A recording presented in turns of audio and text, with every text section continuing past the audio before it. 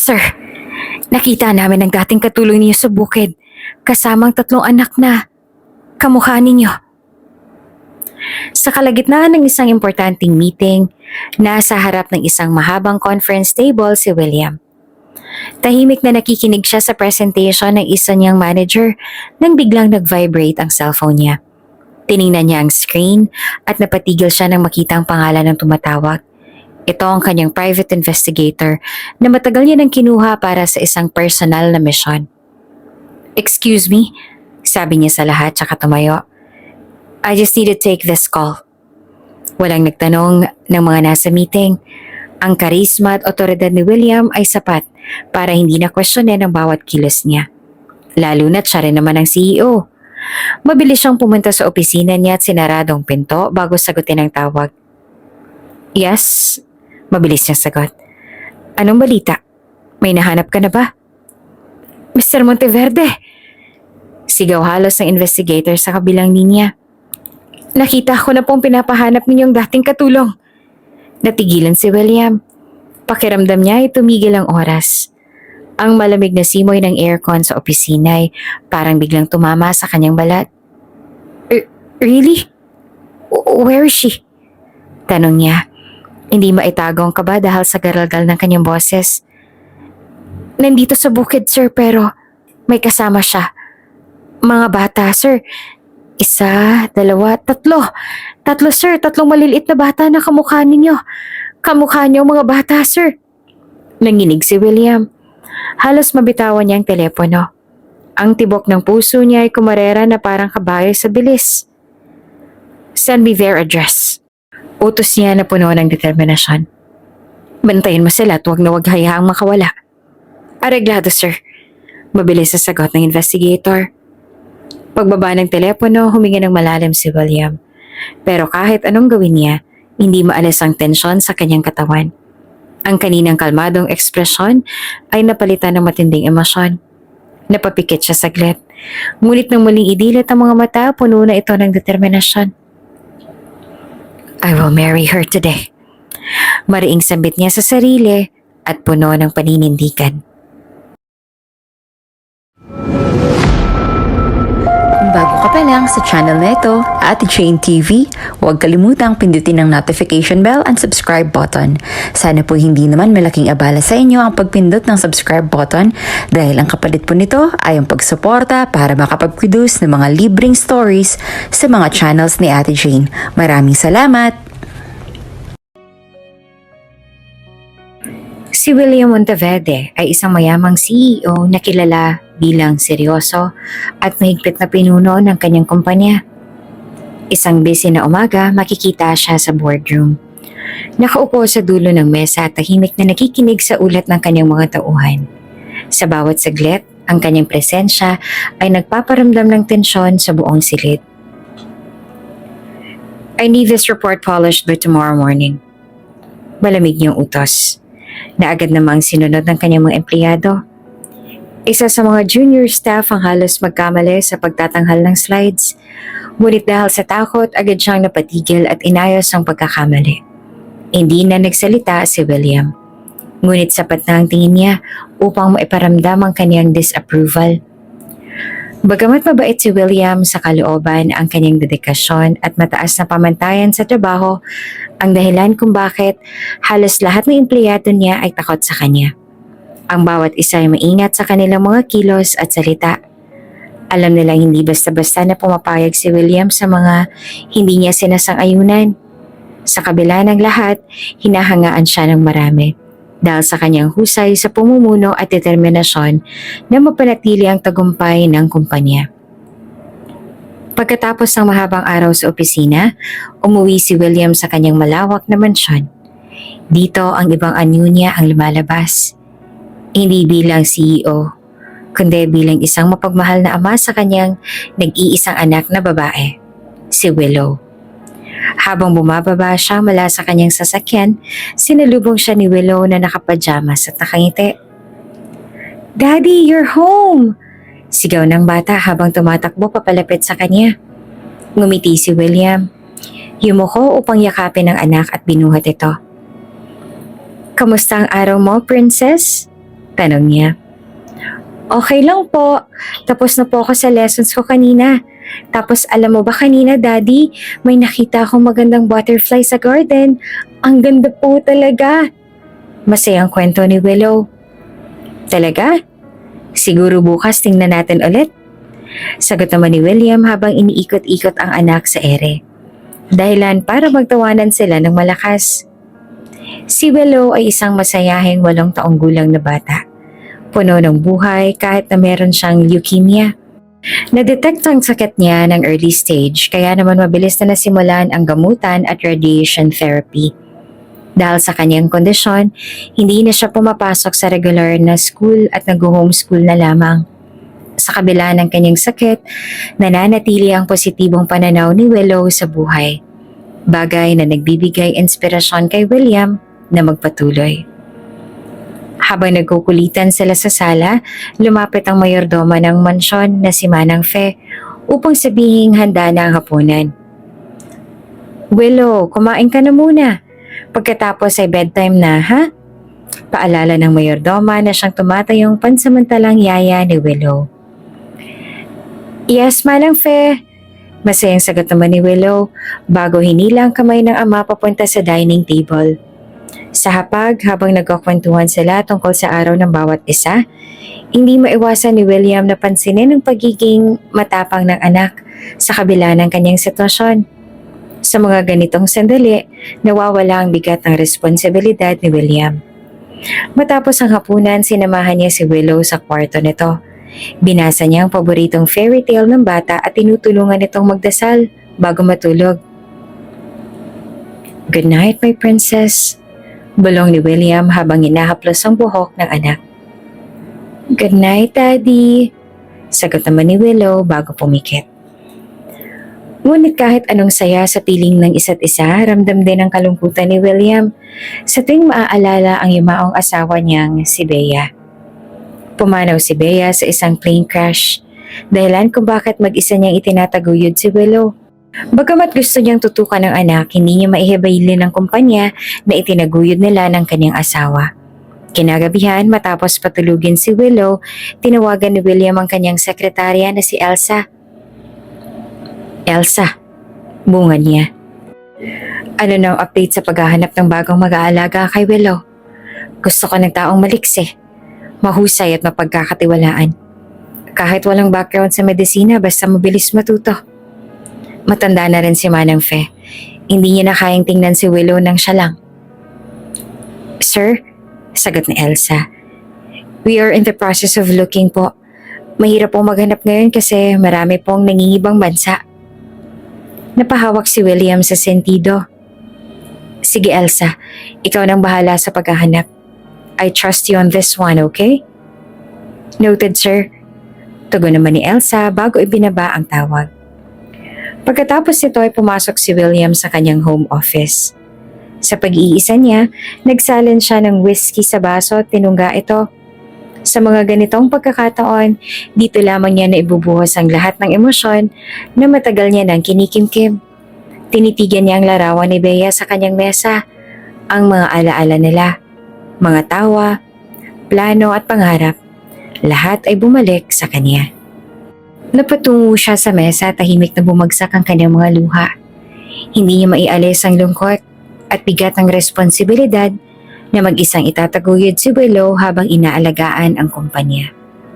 Sa ilalim ng madilim na kalangitan, nananalangin si William. Sana maging maayos si Willow. Sana kayanin ko ito, kahit pa mag-isa. Maagang gumising si William upang ihanda ang sarili para sa radiation therapy session ng anak niyang si Willow. Sa loob ng ospital, makikita si Willow na nakasuot ng maliit na hospital gown habang hinihintay ang kanyang turn sa therapy. Kahit nasa ganitong sitwasyon, all smiles pa rin si Willow na parang walang sakit na dinadala. Daddy, I got this! Masiglang sabi ng bata habang hinahawakan ng kamay ng ama. I can do this po kasi I'm strong, princess. Ngunit si William, kahit pilit na ngumiti, ay hindi maitago ang lungkot sa kanyang mga mata. Sa tuwing sinusubukan niyang panoorin si Willow habang ginagamot, agad siyang lumalabas ng silid dahil hindi niya matiis ang nakikita. Ang bawat minuto ay tila isang taon para kay William habang naghihintay sa labas ng treatment room. Pagkatapos ng therapy, sinalubong ni William ang anak at niyakap ito ng mahigpit. "You did great, princess," sabi niya habang pinupunasan ng noo ng bata. Habang nagpapahinga si Willow, kinausap ni William ang kanilang family friend na doktor at isa ring top oncologist. "Doc, please be honest with me," ani William na seryoso ang tono. "William," sagot ng doktor. "So far, okay naman ang progress ni Willow. Pero kailangan natin maging consistent sa therapy at medication para maging tuloy-tuloy na ang pagaling niya. May iba pa ba akong pwedeng gawin para mas mapabilis ang lahat?" Tanong ni William na hindi mapakali. Nag-alok ang doktor ng posibilidad na dalhin si William sa Amerika, kung saan mas advanced ang facilities para sa kanyang kondisyon. Ngunit kaagad ay naalala ni William ang opinyon ng mga magulang ni Bea, ang kanyang yumaong asawa. Ayaw ng mga ito na dalhin si Willow sa ibang bansa dahil baka lalo lang itong mahirapan at mapagod sa biyahe. Bukod pa rito, alam ni William na mahihirapan siyang bantayan si Willow ng mabuti sa Amerika dahil sa kanyang trabaho. Kaya naman, nagdesisyon si William na pondohan ang ospital dito sa Pilipinas. Sa laki ng kanyang yaman, nagbigay siya ng pondo upang gawing mas advanced ang mga kagamitan at serbisyo ng ospital na tinutuluyan nila. Nang sa gayon, ay hindi na kailangan pang lumipat ng bansa ni Willow. Pagkatapos ng therapy habang pauwi na sila ng mansyon, biglang nagsalita si Willow. "Daddy, I want to go to school," sabi niya na puno ng determinasyon at excitement. Natigilan si William. "Baby, hindi pwede. Delikado sa health mo kapag nasa school ka." Ngunit bigla na lang nagdabog si Willow. "But I want to be with other kids. I'm tired of staying at home," ani ni Willow habang napasimangot at nagsimulang magdabog. Nagiging ganito minsan ang bata, lalo na kapag napagod ito sa radiation therapy. Hindi na alam ni William kung ano ang dapat gawin. Sanay siyang magdesisyon para sa kumpanya, ngunit pagdating sa anak, laging mahirap para sa kanya. Napansin naman ito ng kanilang mayordoma na si Manang Fe, na nag-aalaga rin kay William mula pagkabata. "Sige na anak, ako nang bahala kay Willow. Magpahinga ka na muna at nang ikaw ay makapag-isip ng maayos anak," sabi ni Manang Fe. Napabuntong hininga si William at iniwan si Willow kay Manang Fe. Pagdating sa kanyang home office, kumuha siya ng baso ng tubig at umupo sa kanyang mesa. Kinuha niyang telepono at tinawagan ng kanyang sekretarya na si Elsa. "Elsa," bungad ni William. "Any updates on the applicants?" "Sir?" sagot ni Elsa. "I have already shortlisted the applicants, pero medyo matatagalan pa po dahil maraming kailangan pang asikasuhin." Napailing si William. Ramdam ang pagka-frustrate. "Please, Elsa, bilisan mo. Kailangan ko na ng tao para kay Willow." "Noted, sir," sagot ni Elsa bago ibinaba ang tawag. Napaupo si William at muling tinitigan ang litrato ni Bea sa kanyang mesa. Sa kabila ng lahat ng hirap ay nananalangin siya na sana ay makahanap na siya ng solusyon para sa lahat ng kanilang mabibigat na pinagdadaanan. Samantala, sa isang mataong mall sa Maynila, makikita si Cheche, isang 23 taong gulang na dalaga na masayang nakikipag-video call sa pamilya niya sa probinsya. Nasa likuran niya ang mga fountain at magagarang tanawin ng mall. Tila ipinapakita sa pamilya ang kasaganahan at kagandahan ng lugar. "Oh, ayun o, ang dami ring imported chocolates dito," masiglang sabi ni Cheche habang iniikot ang kamera ng cellphone. "At ayan o, ang ganda ng fountain. Wow ate, ang ganda naman dyan sa Taiwan." Sabay-sabay na sagot ng mga kapatid niya. "Uwi ka na kaagad ate ha?" Ngumiti si Cheche at sinabi, Oo, uuwi si ate kapag nakaipon na ng marami. Pag uwi ko, marami tayong pupuntahan. Pagkatapos ng mga bata, ang nanay naman niyang kumausap sa kanya. Anak, natanggap na namin ang padala mo. Pero kulang pa eh. May JS prom kasi si Bibay. Tapos may project si Tutoy sa school.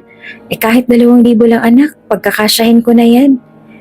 Napangiti si Cheche. Pero may bahid ng lungkot ang kanyang mga mata. Oo nay, sige. Gawan ko ho ng paraan. Nagpasalamat ang kanyang nanay.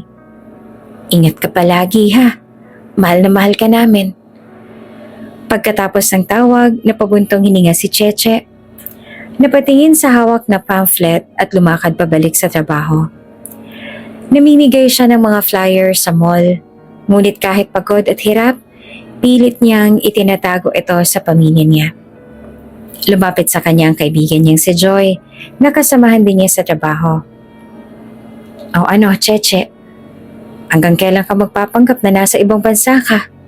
Ay, Diyos ko. Kung ako sa'yo, umuwi na ako. Ngumiti si Cheche. Pilit na iniiba ang usapan. Hanggang sa makaipon ako ng higit pa sa sapat para makauwi na ng may dala. At hindi naman mapahiya sa pamilya ko, Joy. Wala eh. Kailangan kong kayanin. Noong umuwi si Cheche sa kanilang maliit na boarding house, napatingin siya sa isang balikbayan box na inuunti-unti niyang punuin. Bawat sweldo, bumibili siya ng paisa-isang mga imported na tsokolate o kahit anong magarang bagay sa grocery para maipakita sa pamilya niya na maayos ang kanyang buhay sa Taiwan. Pero ang totoo, nagoyo siya ng agency na dapat ay magdadala sa kanya sa abroad. Pagdating niya sa Maynila, nalaman niya nagtatago na sa mga pulis ang may-ari ng agency at itinakbo ang pera niya at ng iba pang mga recruits. Habang nagpapahinga, biglang kumatok ang landlady niyang si Aling Mildred. Cheche, kailangan ka nang magbayad ng renta. Aling Mildred, promise sa katapusan, pagkasahod ko, magbabayad na po ako. Sagot ni Cheche na may halong kaba. Ay nako Cheche, ikaw ha. Dati nakakabayad ka ng maayos, pero ngayon, pinasasakit mo ng ulo ko. Ano ba naman yan? Maraming naghahanap ng upahan, Cheche. Kapag hindi ka pa nakabayad, ay baka paalisin na kita. Pasensya na po, Aling Mildred. Kailangan na po kasi ng pamilya ko kaya naipadala ko yung pera kanina. Kinabukasan, bumalik si Cheche sa trabaho. Namimigay siya ng mga flyers sa mall nang mapansin niyang may batang umiiyak sa tabi. Lumapit siya agad at tinanong, "Anong nangyari sa'yo?" "Wala po si Mami," sagot ng bata habang patuloy sa pag-iyak. "Huwag kang mag-alala, iho, andito si Ate Cheche," sabi niya sabay ngiti para pakalmahin ang bata. Kinarga niya ito at dinala sa mall office upang i-report ang nawawalang bata. Habang naghihintay, kinakausap niya ang bata para pakalmahin. Hindi nagtagal, dumating rin ang ina ng bata. Na walang iba kundi si Elsa, ang sekretarya ni William. "Oh my God, at last! Naku, kanina ka pa hinahanap ni Mommy," sambit ni Elsa at agad na niyakap ang kanyang anak na nakangiti na at dahil pinakalma na ni Cheche. "Salamat, Misa. Salamat sa pag-alaga sa anak ko," sabi ni Elsa na halatang pagod, ngunit nagpapasalamat. "Wala po yun," sagot ni Cheche na may ngiti. Napansin naman ni Elsa ang pagiging maasikaso ni Cheche. "Nagtatrabaho ka ba rito?" "Opo, promodizer po ako," sagot ni Cheche. "Nakita ko pong anak ninyo habang namimigay ako ng flyers. Umiiyak tapos sabi ay wala raw po ang mommy niya kaya dinala ko po rito sa office. Mabuti po't nakapunta agad kayo." Paliwanag pa niya. Agad na kumuha ng calling card si Elsa mula sa kanyang bag at iniabot ito kay Cheche. "Ito ang calling card ko. May address dyan ng opisina. Punta ka riyan bukas, ha?" Halos hindi naman makapaniwala si Cheche. "Naku, thank you po," sagot niya ng masigla. Habang papalayo si Elsa, hindi maiwasan ni Cheche ang mapangiti. Mukhang may magandang pagkakataon na paparating para sa kanya. Maaga pa lang gising na si Cheche. Talagang pinaghandaan niya ang araw na to. Nakapamewang pa siya sa harap ng salamin. Pilit binibigyan ng sarili ng kumpiyansa. Kaya mo to, Cheche. Bulong niya sa sarili. Pagdating niya sa address na ibinigay ni Elsa, napatigil siya at napanganga. Tumambad sa kanya ang isang napakataas na gusali. Hindi siya makapaniwala na nandoon siya sa ganoong lugar. Mabilis siyang pumasok sa loob at nagpunta sa reception. Good morning po. Nandito po ako para kay Ma'am Elsa. Magalang niyang sabi. Agad namang tinawagan ng receptionist si Elsa at sinabing pwede na siyang umakyat.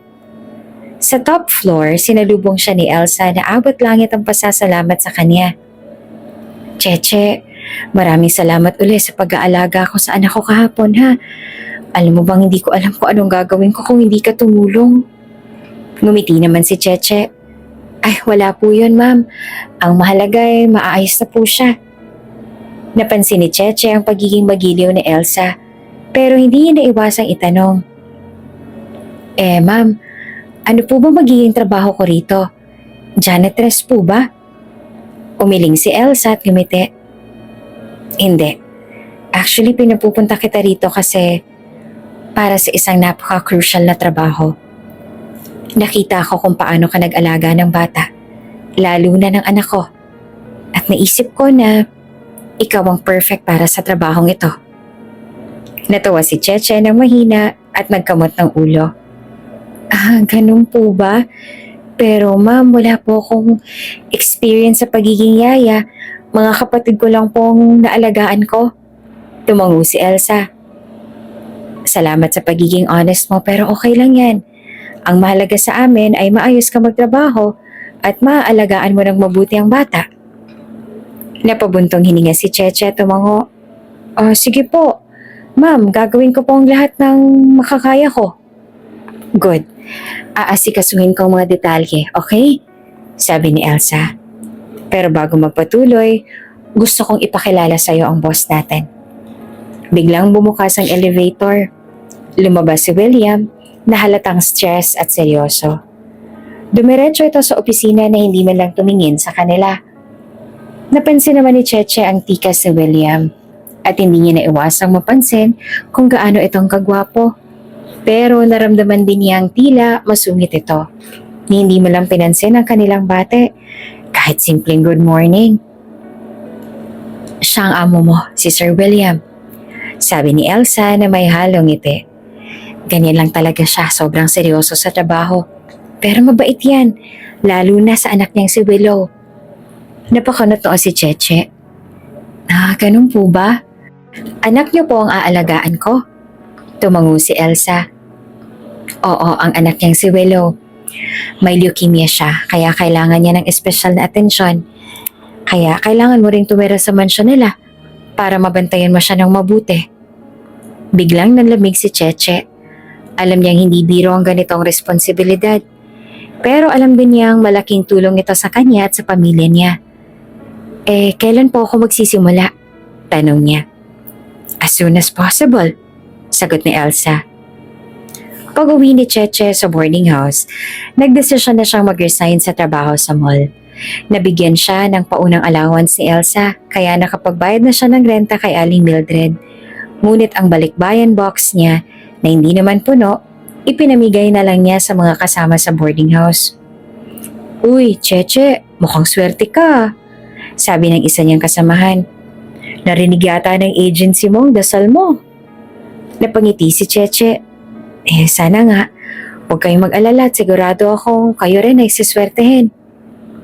Hindi niya masabi sa kanila ang totoo na magiging yaya siya ng anak ng isang CEO. Ayaw niya madagdagan ng mga tanong o chismis tungkol sa bagong trabaho niya. Sa opisina, abala si Elsa sa pag-aayos ng mga dokumento para sa bagong yaya ni Willow. Tinawagan niya si William para ipaalam ang magandang balita. Sir, good news. Nakahanap na po ako ng yaya ni Willow. Masiglang sabi ni Elsa. Napangiti naman si William at tila nabawasan ang bigat ng kanyang iniisip. Talaga? Good job, Elsa. Kailan siya magsisimula? Ngayong linggo na po, sagot pa ni Elsa. Pagkatapos ng tawag, lumapit si William sa anak niyang si Willow na nakahiga na sa sofa at naglalaro. Willow, guess what? You're going to have a new yaya. Napangiti naman si Willow at tumalon sa tuwa. Yay, Daddy! Will she be nice? Ngumiti naman si William at tumango. I am sure she will be. Dumating si Cheche sa mansyon na tila nasa ibang mundo. Napakaganda at napakalaki ng bahay. Parang mga nakikita lang niya sa teleserye. Napahinto siya saglit sa harap. Tinitingnan ng maayos na hardin at ang marangyang pintuan.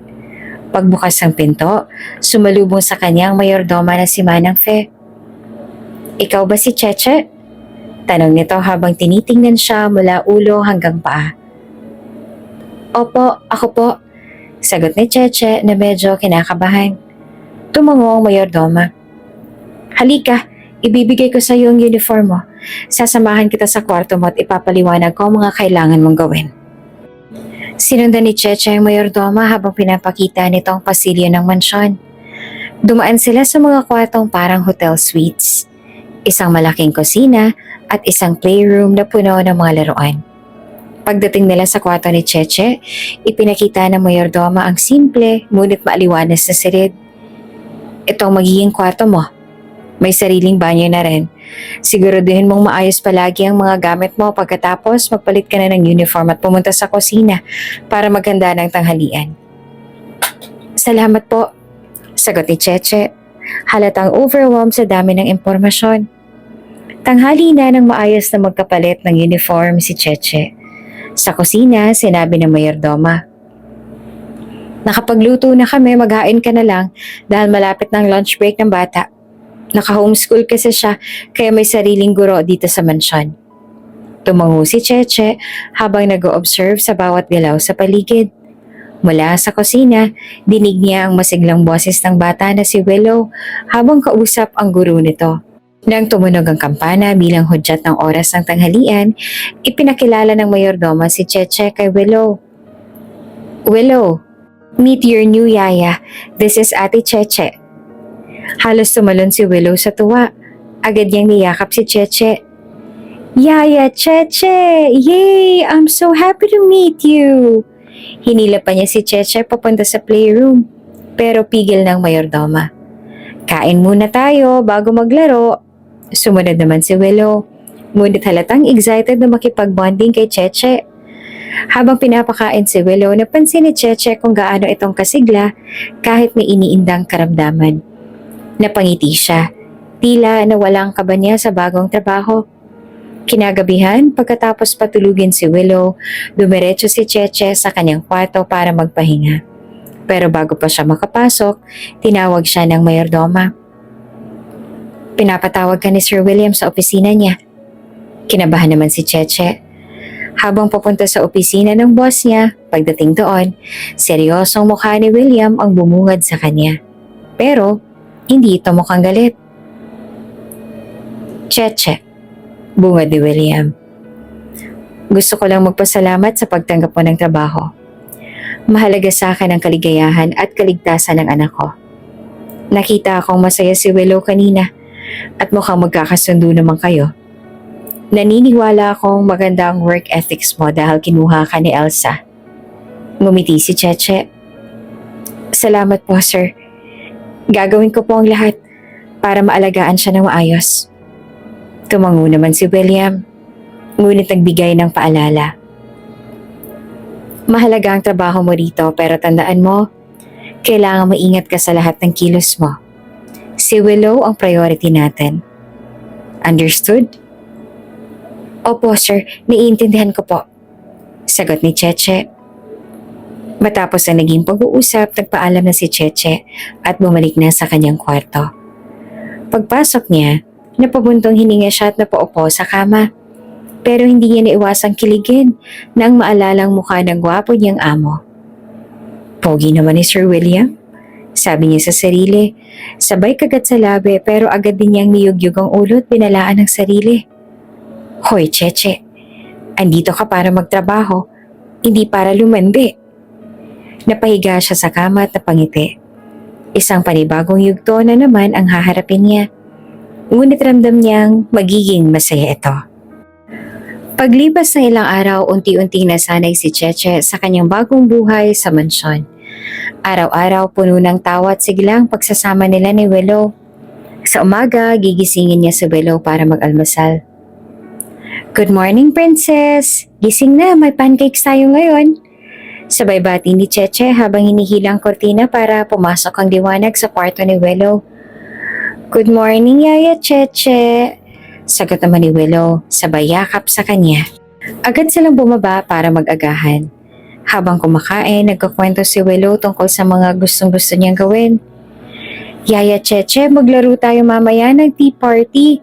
Tapos turuan mo ko gumawa ng flower crowns." Ani Willow na halatang excited. "Oo naman, pero pagkatapos na ng lessons mo, ha?"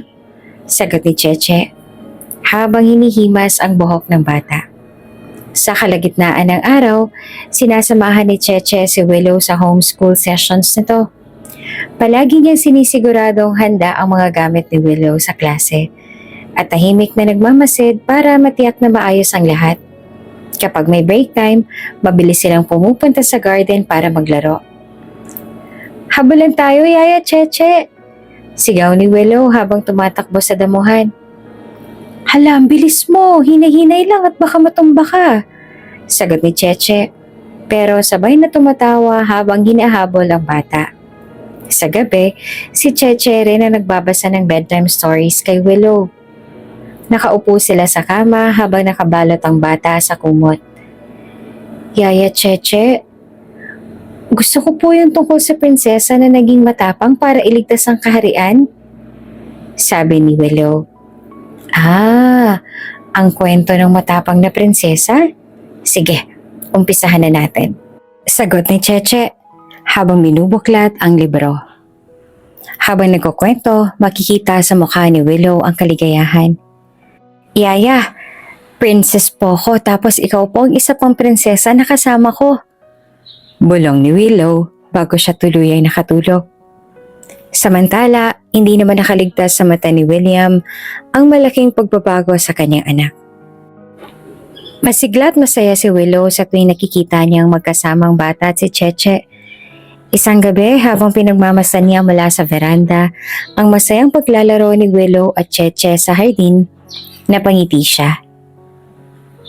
"Elsa," tawag niya sa sekretarya na abala sa pag-aayos ng mga papeles sa tabi niya. "Mukhang tama ang naging desisyon mo na kunin si Cheche." "Opo sir, mukhang napakaganda ng epekto niya kay Willow," sagot ni Elsa. Tahimik na tumango si William. Pero halata sa kanyang mukha ang pasasalamat at ginhawa na sa wakas ay mukhang masaya at ligtas na ang kanyang anak. Maagang nagising si William pero halata sa kanyang mukhang pasasalamat at ginhawa na sa wakas ay mukhang masaya at ligtas na ang kanyang anak. Maagang nagising si Cheche sa araw ng radiation therapy ni Willow. Habang inaayos ang mga gamit na dadalhin sa ospital, ramdam niya ang kaba. Nakita niyang masaya pa rin si Willow habang binabati ang mga ibon sa hardin. Ngunit alam niyang mahirap na ang araw na darating. Ospital ay inihanda na si Willow para sa radiation therapy. Si William at Cheche ay parehong nasa tabi ng bata. Siniguradong maayos ang lahat. Nang makita ni Cheche ang higanting makina at malamig na silid, para siyang kinakabahan para kay Willow.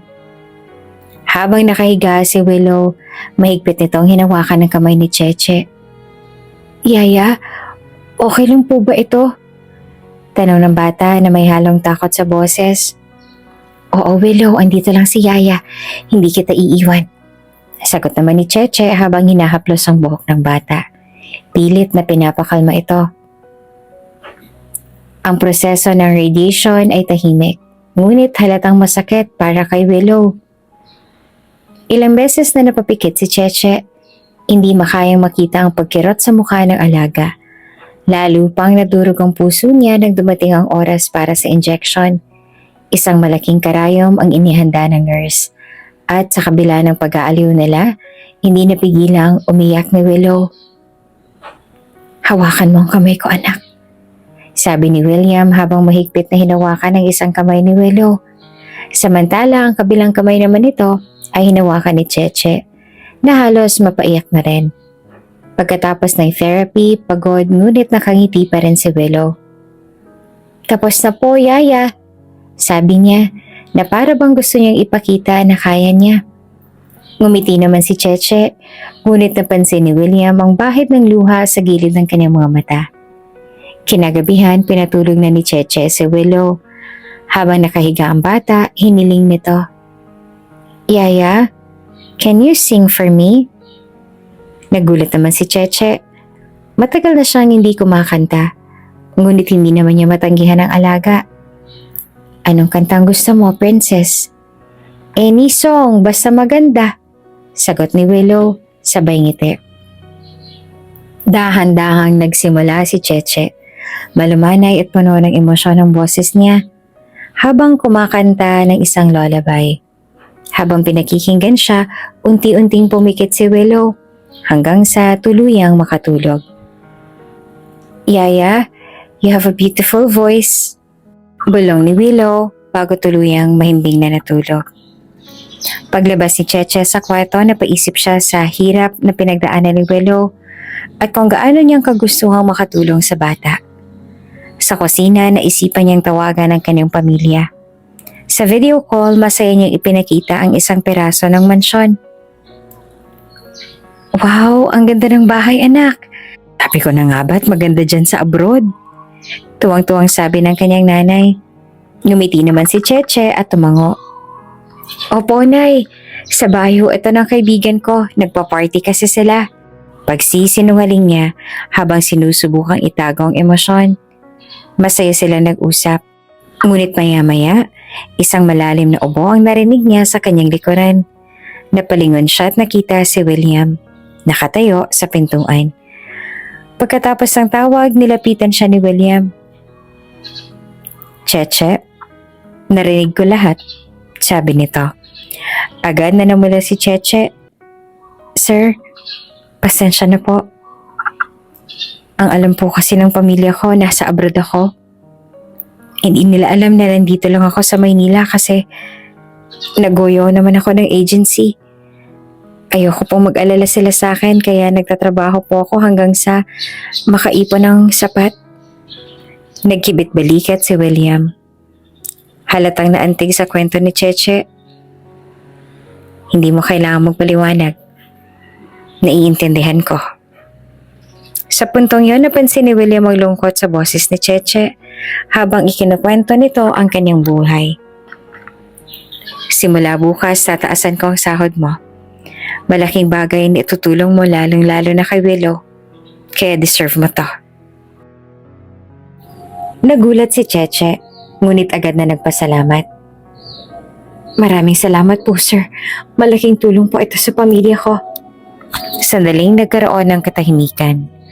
Ngunit naisip ni Cheche ang tanong na matagal niya nang gustong itanong. Sir, pasensya na po kung chismosa. Pero, nasan po ang mama ni Willow? Nasa ibang bansa po ba siya? Napabuntong hininga si William. Wala nang asawa ko. Matagal na siyang pumanaw. Nanlumo naman si Cheche sa narinig. Pasensya na po, sir. Hindi ko na po dapat tinanong yon. Ngumiti naman si William na para bang sinasabing ayos lang. Okay lang yon, Cheche.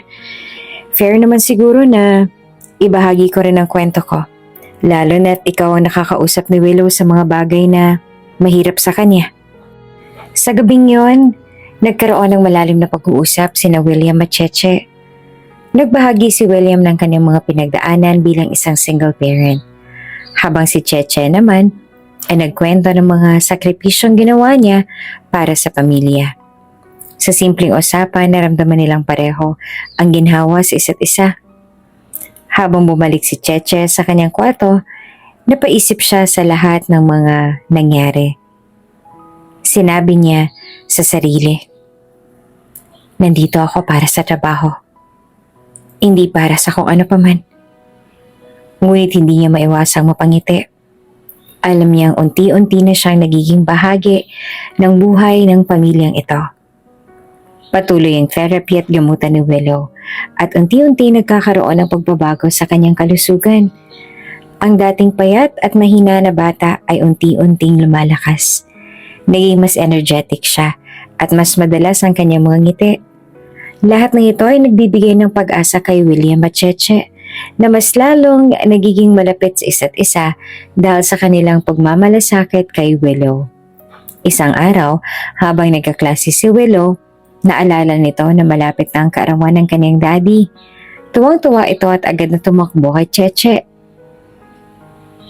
Yaya Cheche, gusto ko pong isurprise si daddy sa birthday niya. Ani ni Willow, puno ng excitement. Ngumiti naman si Cheche. At talaga? Anong plano mo? Nagbulungan ang dalawa. At maya-maya pa, pati ang ibang mga kasambahay ay naengganyo na rin sa plano. Sama-sama nilang inihanda ang mansyon.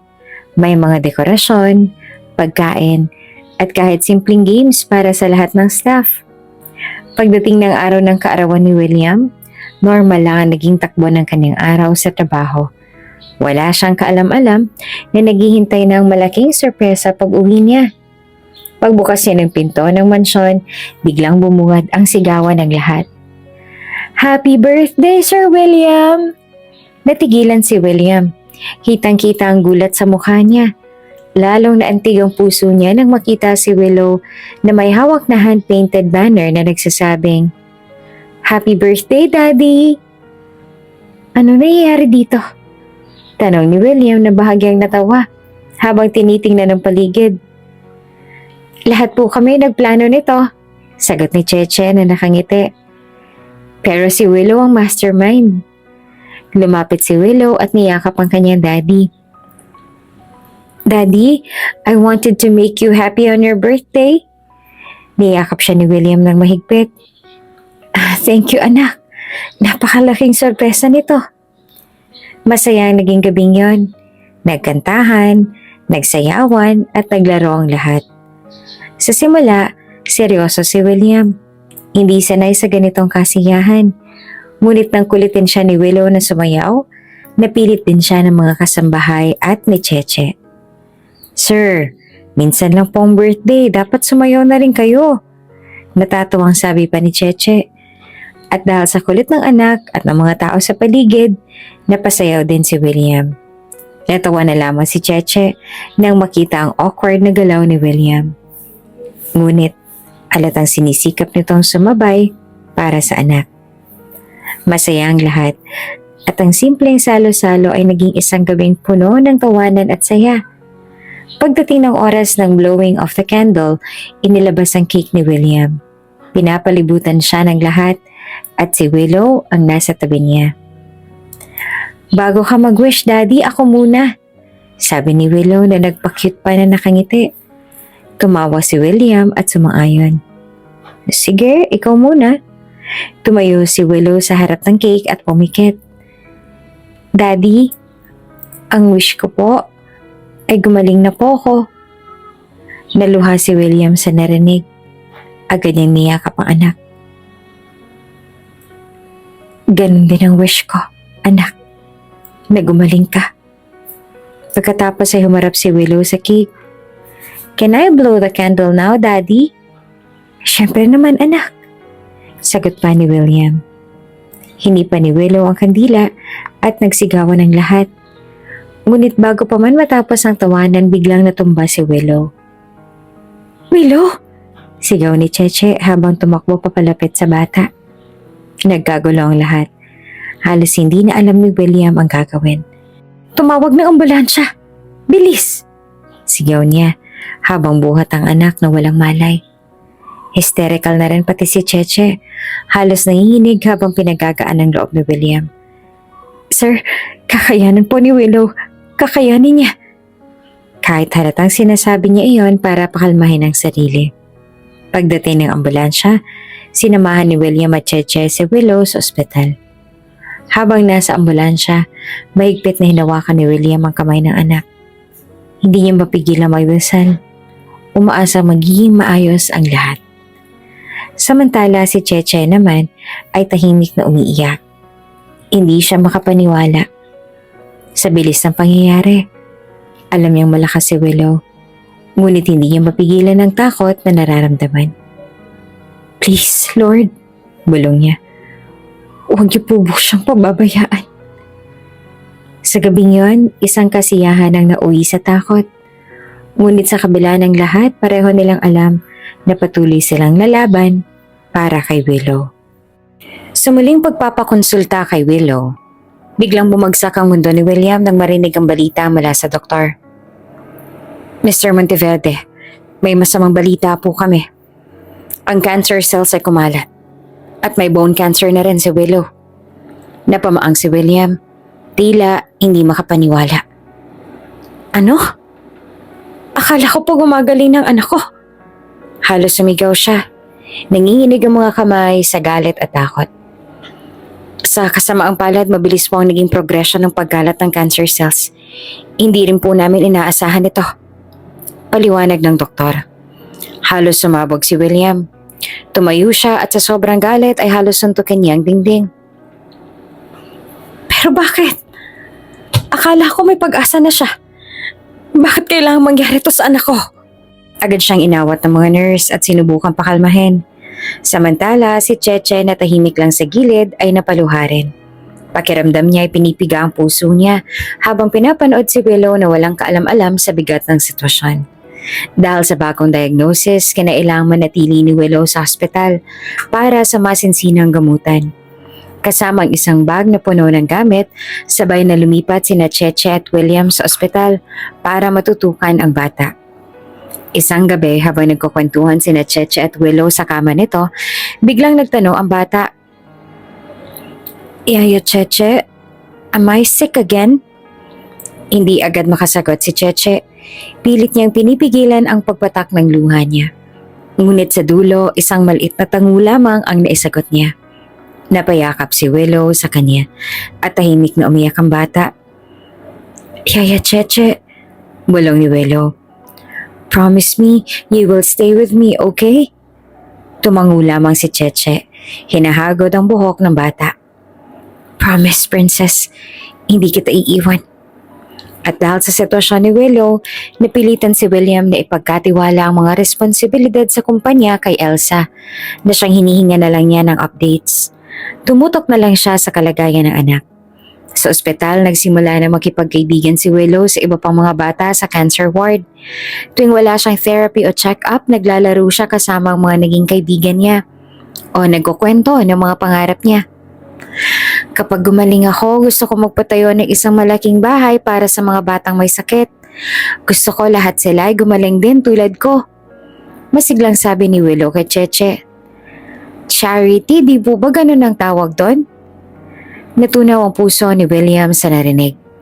Kahit sa kabila ng sakit na dinadala ng kanyang anak, hindi pa rin ito nalilimutan ang magbigay ng malasakit sa iba. Napakabait mo anak. Bulong niya habang hinahaplos ang ulo nito. Sa mga araw na magkasama sila, naging silitan sina William at Cheche sa pag-aalaga kay Willow. Kapag may kailangan sa ospital, tumutulong si Cheche. Kapag kailangan makipag-usap sa doktor o magdesisyon si William naman ang nag-aasikaso. Ang pagiging malapit nila kay Willow ay nagdudulot na rin ng pagkakalapit ng kanilang mga damdamin. Unti-unti nilang napapansin ang isa't isa.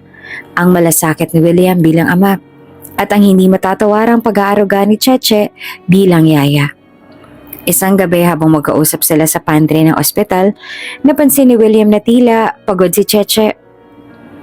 Kung gusto mo magpahinga ka muna, ako nang bahala kay Willow. Alok niya. Ngumiti naman si Cheche.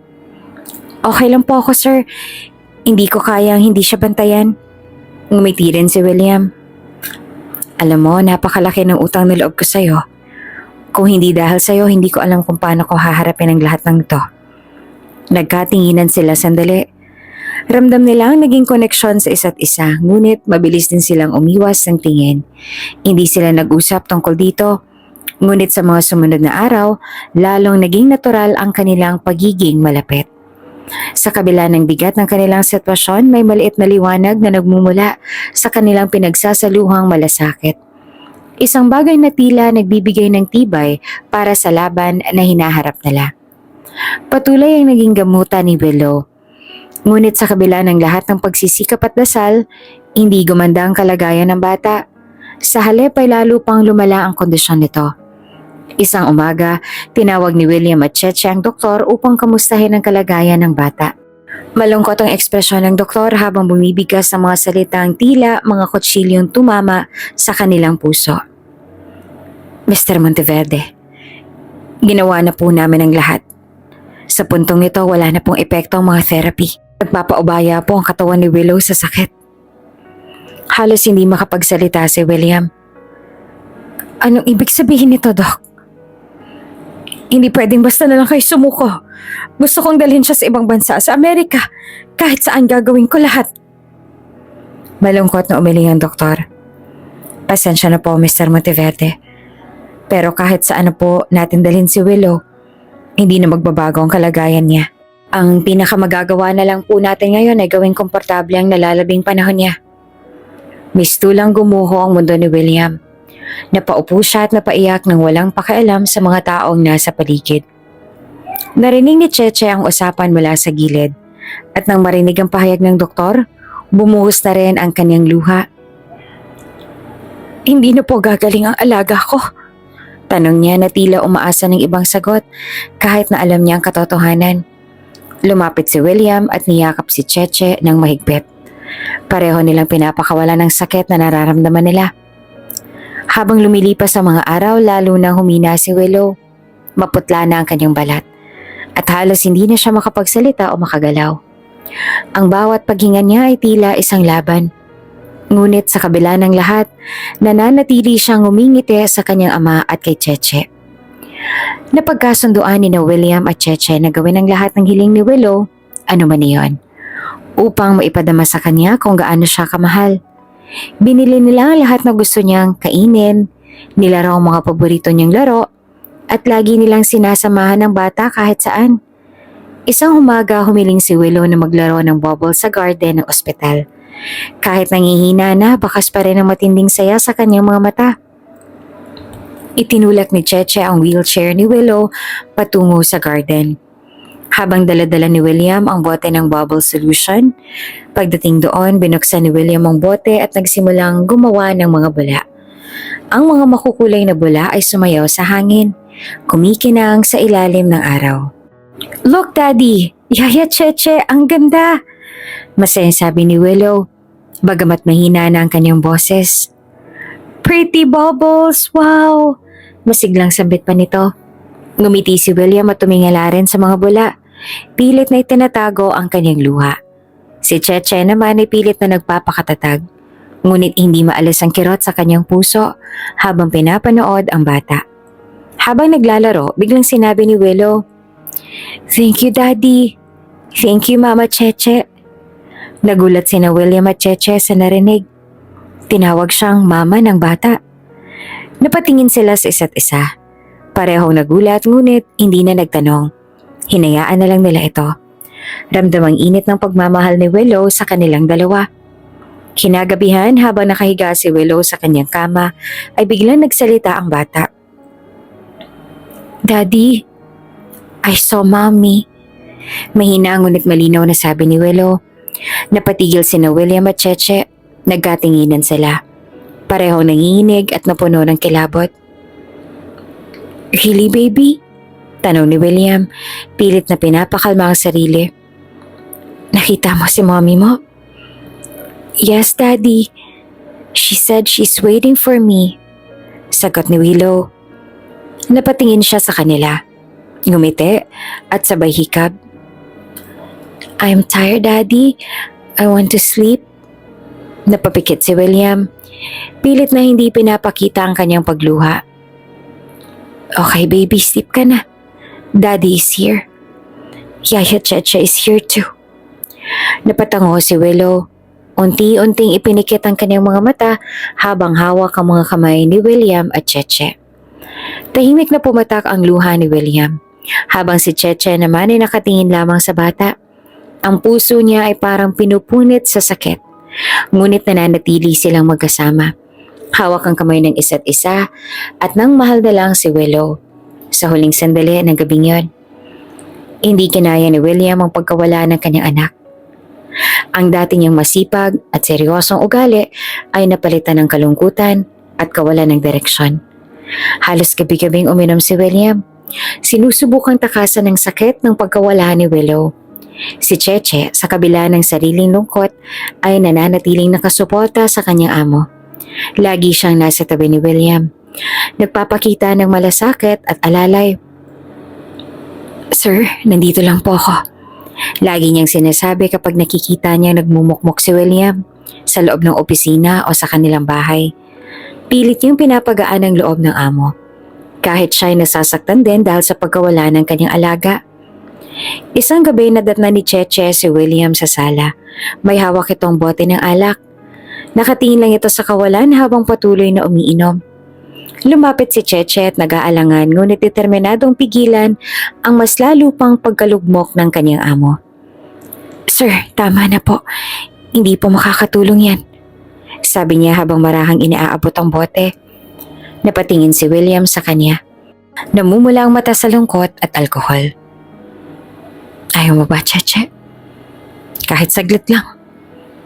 Gusto mo bang makalimutan ang sakit? Kasi alam ko, nasasaktan ka rin sa pagkawala ng anak ko." Natigilan si Cheche. Totoo ang sinabi ni William. Ang sakit ng pagkawala ni Willow ay ramdam niya. Ngunit pilit niyang nilalabanan ito para sa kanyang amo. Sa huli, kinuha niya ang baso at inabot ito kay William. "Sige po, sir. Isang baso lang." Ngunit hindi natapos sa isang baso ang gabing yon. Habang patuloy silang nag-iinom, unti-unti nilang naibuhos ang mga saloobin. Si William, ikinento lahat ng pangarap niya para kay Willow. Mga pangarap na hindi na kailanman matutupad. Si Cheche naman, tahimik lang na nakikinig. Paminsan-minsay sumisingit ng mga salita ng pagdamay. Makalipas ang ilang oras, parehong lasing na sila. Nagiging mas emosyonal si William, habang si Cheche ay unti-unting nawawala sa kanyang katinuan. Sa isang iglap, hinawakan ni William ang kamay ni Cheche. "Cheche, ikaw lang nandito para sa akin." Mahina niyang sabi, puno ng lungkot. Hindi na nakapagsalita si Cheche nang maramdaman niyang hinila siya ni William papalapit. Sa sandaling yon, naghalo ang lungkot, sakit at init ng kanilang damdamin. Nagpaubaya si Cheche. Hindi alam kung ito ba ay tama o mali.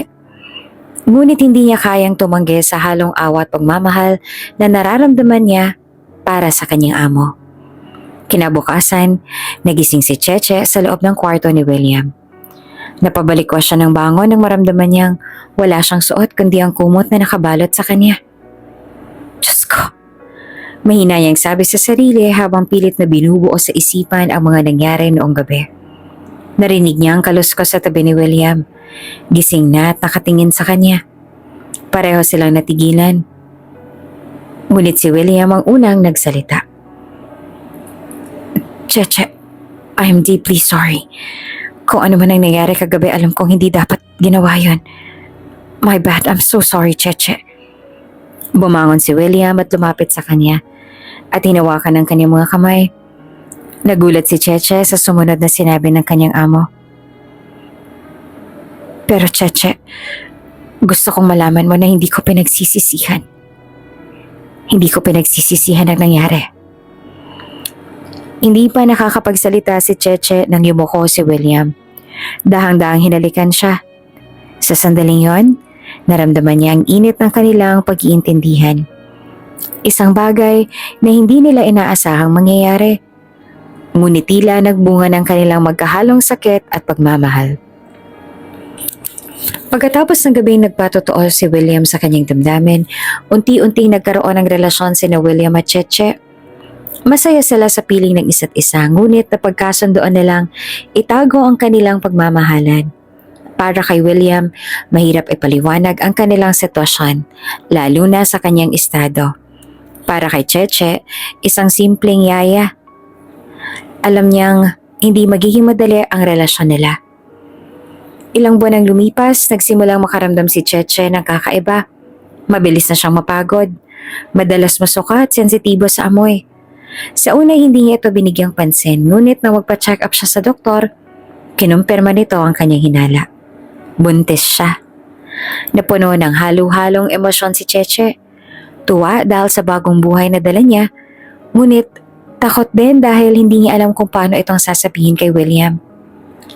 Isang araw nagpa siya siyang puntahan si William sa opisina upang ibalita ang tungkol sa kanilang anak at hindi na niya matiis na itago pang balita. Ngunit pagdating niya roon, natigilan siya sa kanyang nakita. Nakatayo si William sa gitna ng grupo ng mga kaibigan at kasosyo sa negosyo. Lahat pawang mga mayayaman at elegante. Narinig ni Cheche ang kantsawa ng mga tao kay William. William, kailan ka ba mag-aasawa ulit? Sigurado ako matutuwa si Bea kung makita niyang masaya ka. Biro ng isang kaibigan. Ngunit ang sagot ni William ay siyang nagpatigil sa mundo ni Cheche. No one could replace Bea. Seryoso niyang sabi. Ramdam ni Cheche ang bigat ng mga salitang yon. Para bang biglang nabura ang halaga niya sa buhay ni William. Hindi niya inaasahang marinig ang ganoong klaseng pahayag, lalo na matapos sa mga sandaling pinagsaluhan nila. Sa sobrang sakit, umalis siya bago pa man siya makita ni William. Pag-uwi sa mansyon, mabilis na nag-impake si Cheche. Nag-iwan siya ng sulat para kay William at nagsasaad ng kanyang desisyon na umalis na ng tuluyan. Kinagabihan pag-uwi ni William sa mansyon, agad siyang nagtanong sa mayordomang si Manang Fe. Nasaan si Cheche? Nako sir, umalis na po. May iniwang sulat sa kwarto niya. Hindi ko nga rin alam kung bakit. Napakabiglaan naman. Sagot ng mayordoma. Agad-agad na kinuha ni William ang sulat at binasa ito. Sir William, salamat po sa lahat ng naitulong ninyo sa akin. Napakarami ko hong natutuhan mula sa inyo at kay Willow. Pero dumating na po sigurong oras para magpaalam. Ayoko pong maging pabigat pa. Sana maging masaya kayo. At huwag niyo po akong hanapin. Gusto ko na pong maging tahimik ang buhay ko. Cheche. Nanghina si William habang hawak ang sulat. Napaupo siya sa gilid ng kama at napaluha. Hindi ko malang nasabi sa'yo na mahal kita. Bulong niya sa sarili. Sa mga sumunod na araw, pilit hinanap ni William si Cheche. Ngunit tila naglaho ito na parang bula. Sunod-sunod ang sakit na naramdaman niya. Una, ang pagkawala ni Willow. At ngayon naman ang paglayo ni Cheche sa kanya. Hindi niya kinaya ang bigat ng lahat ng ito. Kaya bumalik siya sa pag-inom. Laging lasing si William. Halos hindi na makausap ng maayos. Pinabayaan niya ang sarili, ang negosyo at ang kanyang buhay. Nalulong na siya sa alak at nilamon na ng lungkot. Isang gabi habang tulog si William, napanaginipan niya si Willow. Daddy, please take care of yourself, sabi ng bata habang nakangiti. Nagising si William mula sa panaginip. Naluluha. Ang munting boses ni Willow ay tila nagbigay liwanag sa kanyang isipan. Hindi siya pwedeng sumuko dahil hindi ito ang buhay na nais ni Willow para sa kanya. Simula noon, nagsimulang bumangon muli si William. Nag-focus siya sa pagpapalago ng kanyang negosyo at sinimulang ayusin ang sarili. Naaalala rin niya ang hiling ni Willow noong nasa ospital pa ito at iyon ay ang magtayo ng charity para makatulong sa mga batang may sakit. Sinimula ni William ang proyektong ito bilang paggunita sa anak. Ang Willow's Hope Foundation ang naging bunga ng pagmamahal at pangarap ni Willow. Isang lugar na nagbibigay pag-asa sa mga batang nangangailangan. Sa kabila ng tagumpay, nananatiling malungkot ang puso ni William. Sa bawat tagumpay, palaging naroon ang alaala ni Willow at ni Cheche, ang dalawang mahalaga sa kanyang buhay na nawala. Makaraan ng 4 na taon, lalo pang umunlad ang negosyo ni William. Ang Willow's Hope Foundation ay naging isang tanyag na charity organization na tumutulong sa libu-libong batang nangangailangan. Sa kabila ng kanyang mga tagumpay, hindi niya maikubli ang lungkot na bumabalot sa kanya tuwing nag-iisa siya. Sa bawat gabi na umuwi siya sa mansyon, madalas siyang madama ang kawalan. Ang dating bahay na puno ng halakhak ni Willow ay tila tahimik at malamlam na ngayon. Isang araw, nagpa siya si William na pumasok sa dating kwarto ni Willow. Isang silid na matagal niyang iniiwasang pasukin mula nang mawala ang anak. Dahan-dahan niyang binuksan ang pinto at agad siyang sinalubong ng alaala ng masayang panahon. Nandoon pa rin ang mga laruan ni Willow, ang kaniyang maliit na kama at ang mga libro na madalas nilang basahin. Pinagmasdan ni William ang silid, ang bawat sulok na puno ng mga alaala. Lumapit siya sa isang istante kung saan nakalagay ang mga guhit ni Willow. Doon niya napansin ang isang bagay na tila matagal niya nang hindi nakikita. Isang drawing na ginawa ng kanyang anak. Sa larawan, si Willow ay nakatayo sa gitna, masaya at nakangiti. Sa itaas ay may ulap at nandoon si Bea. Nakangiti rin na tila binabantayan silang lahat. Sa magkabilang gilid ni Willow, hawak siya ni William at ni Cheche. Sa ilalim ng bawat figure ay may nakasulat, Daddy William at Mama Cheche. Natigilan si William habang nakatitig sa drawing. Ibig sabihin, gusto talaga ni Willow na maging mama niya si Cheche. Bulong niya sa sarili, habang nararamdaman ng kirot at pananabik sa kanyang puso. Muling bumalik sa kanyang alaala ng mga sandali kasama si Cheche. Ang pag-aalaga niya kay Willow, ang tapang at pagmamahal na ibinigay niya sa kanilang mag-ama, at ang mga simpleng sandali kung saan unti-unti siyang napamahal kay Cheche. Sa kabila ng lahat ng taon na lumipas, hindi siya kailanman tumigil sa pagmamahal kay Cheche. Kinagabihan habang nakaupo siya sa kanyang opisina, nagpa siya si William na gumawa ng isang bagay na matagal niya nang gustong gawin. Tinawagan niya ang kanyang abogado at isang private investigator. May ipapahanap ako sa inyo, sabi niya. Gawin niyo ang lahat ng paraan para mahanap si Cheche. Understood, Mr. Monteverde, sagot ng investigator. Hindi na siya magpapaligoy-ligoy pa. Kailangan niyang makitang muli ang babaeng minahal niya pagkatapos ni Bea. Habang nakatingin sa bintana ng kanyang opisina, pinagmasdan ni William ang tanawin ng lungsod. Naisip niya ang lahat ng nangyari sa mga nakaraang taon. Ang pagkawala ni Bea, ang sakit ng pagkawala ni Willow, at ang pag-alis ni Cheche. Ngunit ngayon, mas determinado na siya kesa noon. Hindi niya hahayaan na tuluyang mawala si Cheche sa kanyang buhay. Natagalan man, ay gagawin niya ang lahat para muling salubungin si Cheche sa kanyang buhay. Sa parehong oras sa malayong probinsya, abala naman si Cheche sa pamumuhay kasama ang kanyang mga anak. 2 batang lalaki at 1 batang babae na kamukhang kamukha ni William. Walang alam ang mga bata kung sino ang kanilang ama. Ngunit puno sila ng pagmamahal mula sa kanilang ina. Walang kamalay-malay si Cheche na sa pagkakataong yon may naghahanap na sa kanya. At magbabago na muli ang takbo ng kanyang buhay. Sa probinsya, simpleng buhay lamang ang tinatahak ni Cheche bilang isang dakilang single mom ng triplets na sina Liam, Leia at Lucas. 4 na taong gulang ng mga bata. At sa kabila ng pagsubok na palaki niya ang mga ito ng mabait, masayahin at may takot sa Diyos. Maaga pa lamang abala na si Cheche sa paghahanda ng almusal para sa kanyang mga anak. Habang nasa kusina, dinig niya ang tawanan ng mga bata sa sala. Mama, si Liam po kinukuha ang laruan ko, sigaw ni Leia. Liam, ibalik mo yan kay Leia. Lucas, tulungan mo si Mommy maganda ng mesa, sagot ni Cheche habang nagpiprito ng itlog. Yes, Mama, sagot naman ni Lucas, ang pinaka-behave sa 3. Pagkatapos kumain, sabay-sabay silang nagligpit ng mesa. Kahit maliit pa, sanay na ang triplet sa gawaing bahay dahil itinuro ito ni Cheche sa kanila. Minsan, nagulat si Cheche nang umuwi si Leia mula sa eskwelahan na tila malungkot. Anak, bakit parang hindi ka masaya? May nangyari ba sa school mo? Tanong niya habang hinahaplos ang buhok ng anak. Mami, sabi po ng classmates namin, bakit daw wala kaming papa? Tanong ni Leia habang nakatingin sa kanya, puno ng inosenteng kuryosidad. Natigilan si Cheche. Ramdam niya ang kurot sa puso pero pinilit niyang ngumiti.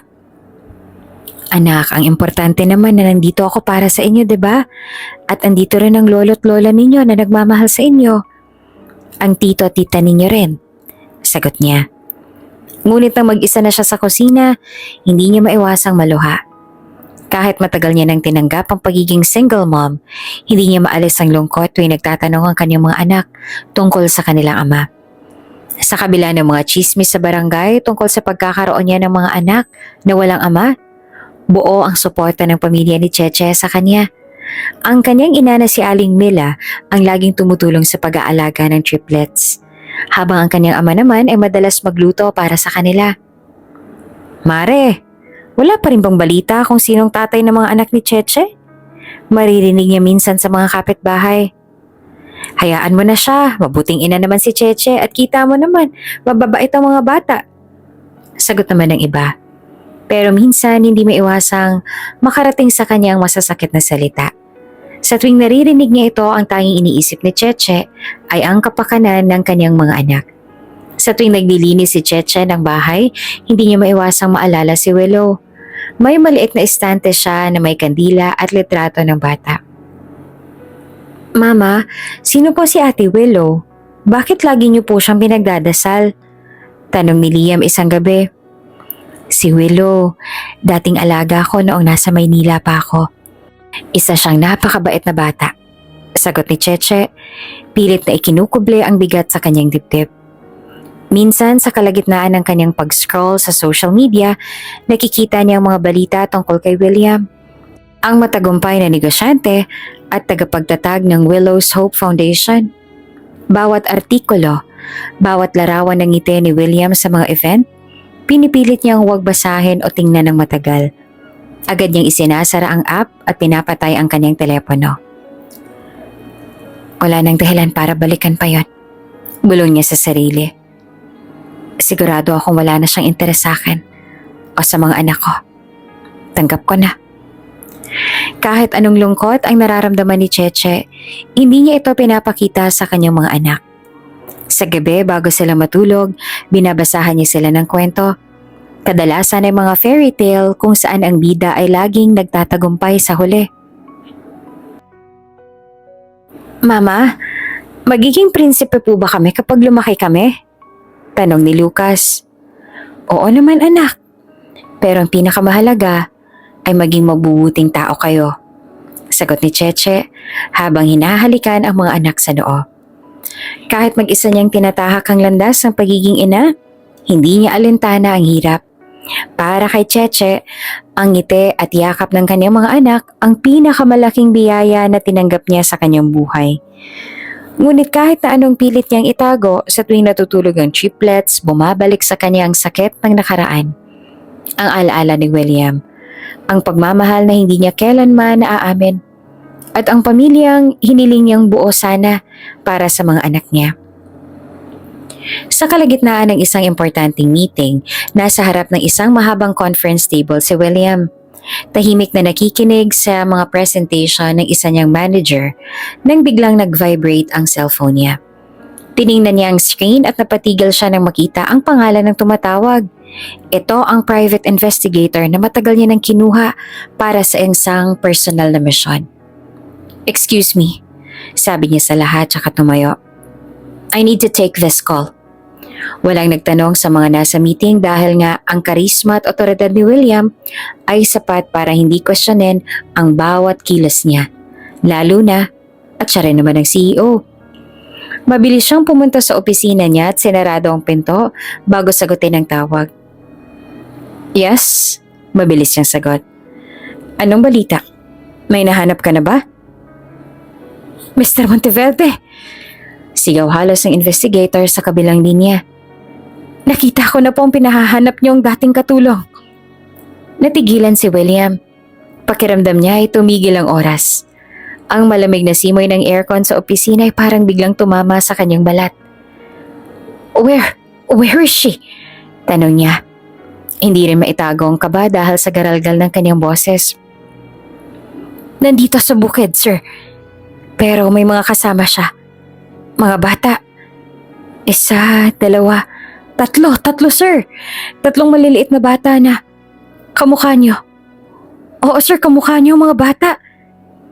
Natigilan si William at parang nawala ng lakas. Kamukha raw niya mga bata. Ang mga bata na maaaring mga anak nila ni Cheche. Hindi na siya makagalaw. at ang utak niya ay nag-isip ng mabilis. Tinutok niya ang kanyang sarili sa pagkakaalam na ito ay isang senyales, isang pagkakataon na hindi niya na pwedeng palampasin. 3 bata? At kamukha nila ako? Ang mga salitang paulit-ulit na umiikot sa kanyang isipan. If that's the case, please send me their address. I want you to keep them under surveillance. Huwag kayong magpapabaya. Utos ni William. Ang tinig niya ngayon ay puno ng determinasyon. Hindi na siya pwedeng magdalawang isip. Areglado po, sir. Sagot ng investigator. Ibinaba ni William ang telepono. Ang kanyang mga palad ay basa ng pawis. Hindi niya kayang maghintay pa. Naramdaman niya ang bigat ng desisyon na nararapat niyang gawin. At kahit na ang kanyang puso ay puno ng takot at kaba, alam niyang ito na ang pagkakataon para ibalik ang buhay ni Cheche sa kanyang mga kamay. Hindi nagtagal, nagsimula siyang magplano. Agad niyang pinatawag ang kanyang abogado upang ihanda ang mga dokumento. Alam niyang hindi magiging madali ang lahat ng ito. Ngunit ang pagmamahal na nararamdaman niya kay Cheche ay higit pa sa anumang pagsubok. Kaya naman hindi siya magdadalawang isip. Ang desisyon ay tapos na. Magpapakasal ako sa kanya. Ngayon din, sabi ni William sa kanyang sarili. Hindi ko na siya papayagang mawala ulit. Habang binabaybay ang kaharian ng kanyang isipan, naalala ni William ang mga magagandang alaalang pinagsamahan nila ni Cheche. Lahat ng mga sakripisyo at mga pangarap na itinaguyod nilang magkasama, nag-uumapaw ang damdamin niya. Ang paghahanap sa kanya ngayon ay parang muling pagsisimula. Isang pagkakataon na ibabalik ang lahat ng mga pangarap nilang nakatago sa nakaraan. Bumangon siya mula sa kanyang upuan at naglakad palabas ng opisina. Hindi siya makapaghintay na makitang muli si Cheche. At higit sa lahat, ang mga anak na baka matagal na niyang ninanais na magkaroong muli. Ang mga mata ni William ay nagliliwanag sa pag-asa. Ang mga pader ng kanyang opisina ay tila naging isang napakaliit na espasyo para sa damdamin ng isang lalaking nagmamahal ng tapat. Hindi niya akalain na darating ang araw na maghaharap silang muli ni Cheche. Ngunit sa oras na ito, tiwala siyang hindi na siya aalis hanggat hindi niya natutupad ang kanyang misyon. Ang mapibilang ulit siya sa buhay ni Cheche at mga anak nito. Desidido na si William. Sa bawat hakbang napapalapit siya sa bukirin kung nasaan si Cheche, natutunan niyang maghintay at magsikap upang muling mapuno ang kanyang puso ng pagmamahal na matagal niya nang hinahanap. Ang araw na yon ay espesyal para kay Cheche at sa kanyang mga anak. 5 taon nang nakalipas, wala nang ipinanganak niya ang kanyang 3 anak na triplets. At kahit simpleng selebrasyon lamang ang handa nila, masaya na sila. Hindi kasing laki ng mga selebrasyon na maaaring iniisip ni Cheche noon. Ngunit, sapat na ang bawat halakhak ng kanyang mga anak at ang init ng bawat pagsasalo. Nagluto siya ng kaunting pagkain. Naghanda ng cake na gawa mula sa isang local na bakery at inilatag ang mga gamit sa maliit nilang bahay. Kasama ang kanyang pamilya at mga kaibigan sa paligid, tila bawat sandali ay puno ng saya. Happy birthday to you! Maligayang awit ng pamilya ni Cheche kina Liam, Leia at Lucas na masayang nag-cheer habang hinihipan ang kanilang cake. Habang nagsasaya ang lahat, bigla na lamang may tumawag sa kanila mula sa labas. Isang kapitbahay ang tumawag. Nagmamadali at may baong balita. Aling Mildred, may naghahanap kay Cheche rito sa labas. William daw ang pangalan. Nagulat si Cheche sa narinig at agad na nalamig dahil sa balita. Si William, huling tao na nais niyang makita sa araw na ito. At sa kabila ng kanyang kaligayahan sa mga anak, hindi maiwasan ang kaba na muling bumalik si William sa buhay nila. Ang kanyang mga mata ay nagpunta sa kanyang mga anak. Mga batang puno ng kaligayahan at kainosentehan. Lalo siyang natakot na baka masira ang kanilang tahimik na buhay. Nagpa siya si Cheche na agad utusan ng kanyang mga magulang at mga kapatid na itago ang mga bata. Sa kwarto muna sila, Nay, Tay, Bibay, Tutoy. Siguraduhin niyong hindi sila lalabas. Kailangan niyang tiyakin na hindi sila makikita ni William. Alam niyang may mga tanong si William na hindi niya kayang sagutin at ayaw niyang maging sagabal ang kanilang pagkikita sa anumang desisyon na gagawin niya, lalo na sa mga bata. Lumabas siya ng bahay. Pinilit niyang huminga ng malalim upang hindi makita ng iba na siya'y tinatabla ng nerbiyos. Ngunit, hindi niya inaasahan na hindi siya makakaiwas kay William. Nasa harapan na siya ng kanilang bahay nang makita niya ang lalaking matagal niya nang iniwasan. Si William. Tinutok ng kanyang mga mata ang mga mata nito. At pareho silang nakatayo ng matagal. Hindi alam kung ano ang susunod na sasabihin. Bakit bigla ka nawala? Tanong ni William at ang tinig ay puno ng emosyon. Hindi naman makapagsalita si Cheche. Ang mga alaala ng nakaraan ay muling bumalik. At ang mga sandali na magkasama sila ni William ay tila muling bumangon sa kanyang isip. Ang mga tanong ni William ay tumama sa puso niya. Ngunit ang mga sagot ay tila nawala sa kanyang mga labi. Habang naroroon sila, isang batang tumakbo palabas mula sa bahay. Tumatawag ng, "Mama, Mama!" Agad na humabol si Bibay. "Liam!" Natigilan si William. Nanlamig. Anak ko ba siya? Sinundan pa ng dalawang bata si Liam. Kaya lalong nagtaka si William. Mga anak ko sila? Ang tanong na iyon ay parang isang suntok sa dibdib ni Cheche. Sa kabila ng lahat ng mga taon, hindi pa rin siya handang tanggapin ang mga pagbabago. Hindi pa rin niya kayang harapin ang lahat ng ito. Isang malalim na hinga ang pinakawala ni Cheche bago niya tuluyang sagutin. Wala naman ako mapapala kung itatanggi ko pa. Nandito ka na rin naman. Ang kanyang tinig ay puno ng luha. Ang kanilang usapan ay nagsimula ng magbukas ng mas malalim na sugat sa kanilang mga puso. Habang nagpapatuloy ang pag-uusap, napagtanto nila pareho na hindi pa natatapos ang kanilang kwento. Ang pagmamahal na itinago ni Cheche ay paulit-ulit niyang pinipilit limutin. Ngunit sa bawat patak ng kanyang mga luha at bawat salitang ipinagkakaloob niya kay William, naaalala niya kung paano siyang minahal nito ng buo. Pati na ang mga kasalanan at pagkukulang nila noon. Sa wakas, tumingala si William at nagsalita ng matindi at puno ng pagnanasa. Please, hayaan mo ako maging ama ng mga bata. Malumanay niyang sinabi. Hayaan mong matulungan kita. Kailangan nila ng tatay, Cheche. I am their father. Hindi napigilan ni Cheche ang kanyang luha at ang puso ni William ay bumangon na parang isang pangako. Lumuhod si William sa harapan ni Cheche. Ang mga mata nito ay puno ng malasakit at determinasyon. Marry me, Cheche. Ang sabi ni William at ang boses ay puno ng seryosong damdamin. Wala na akong ibang nais kundi ikaw lang din. Ang mga salitang yon ay tumagos sa puso ni Cheche. Ngunit hindi siya nakasagot kaagad. Naguluhan siya. Ang mga taon ng pag-iwas at mga alaala ng nakaraan ay biglang sumabog sa kanyang isipan. Masyado ka mabilis, William. Ang sagot ni Cheche. Bigyan mo pa ako ng kaunting oras. Hindi ganong kadali ang lahat. Ang mga salitang yon ay tila isang huling pagkakataon. At tanging ang oras na ito ang magpapasya kung magkakaroon sila ng pagkakataon na muling magsimula. Ngunit tumingin si William sa mga mata ni Cheche at sumagot. Kahit hanggang kailan maghihintay ako.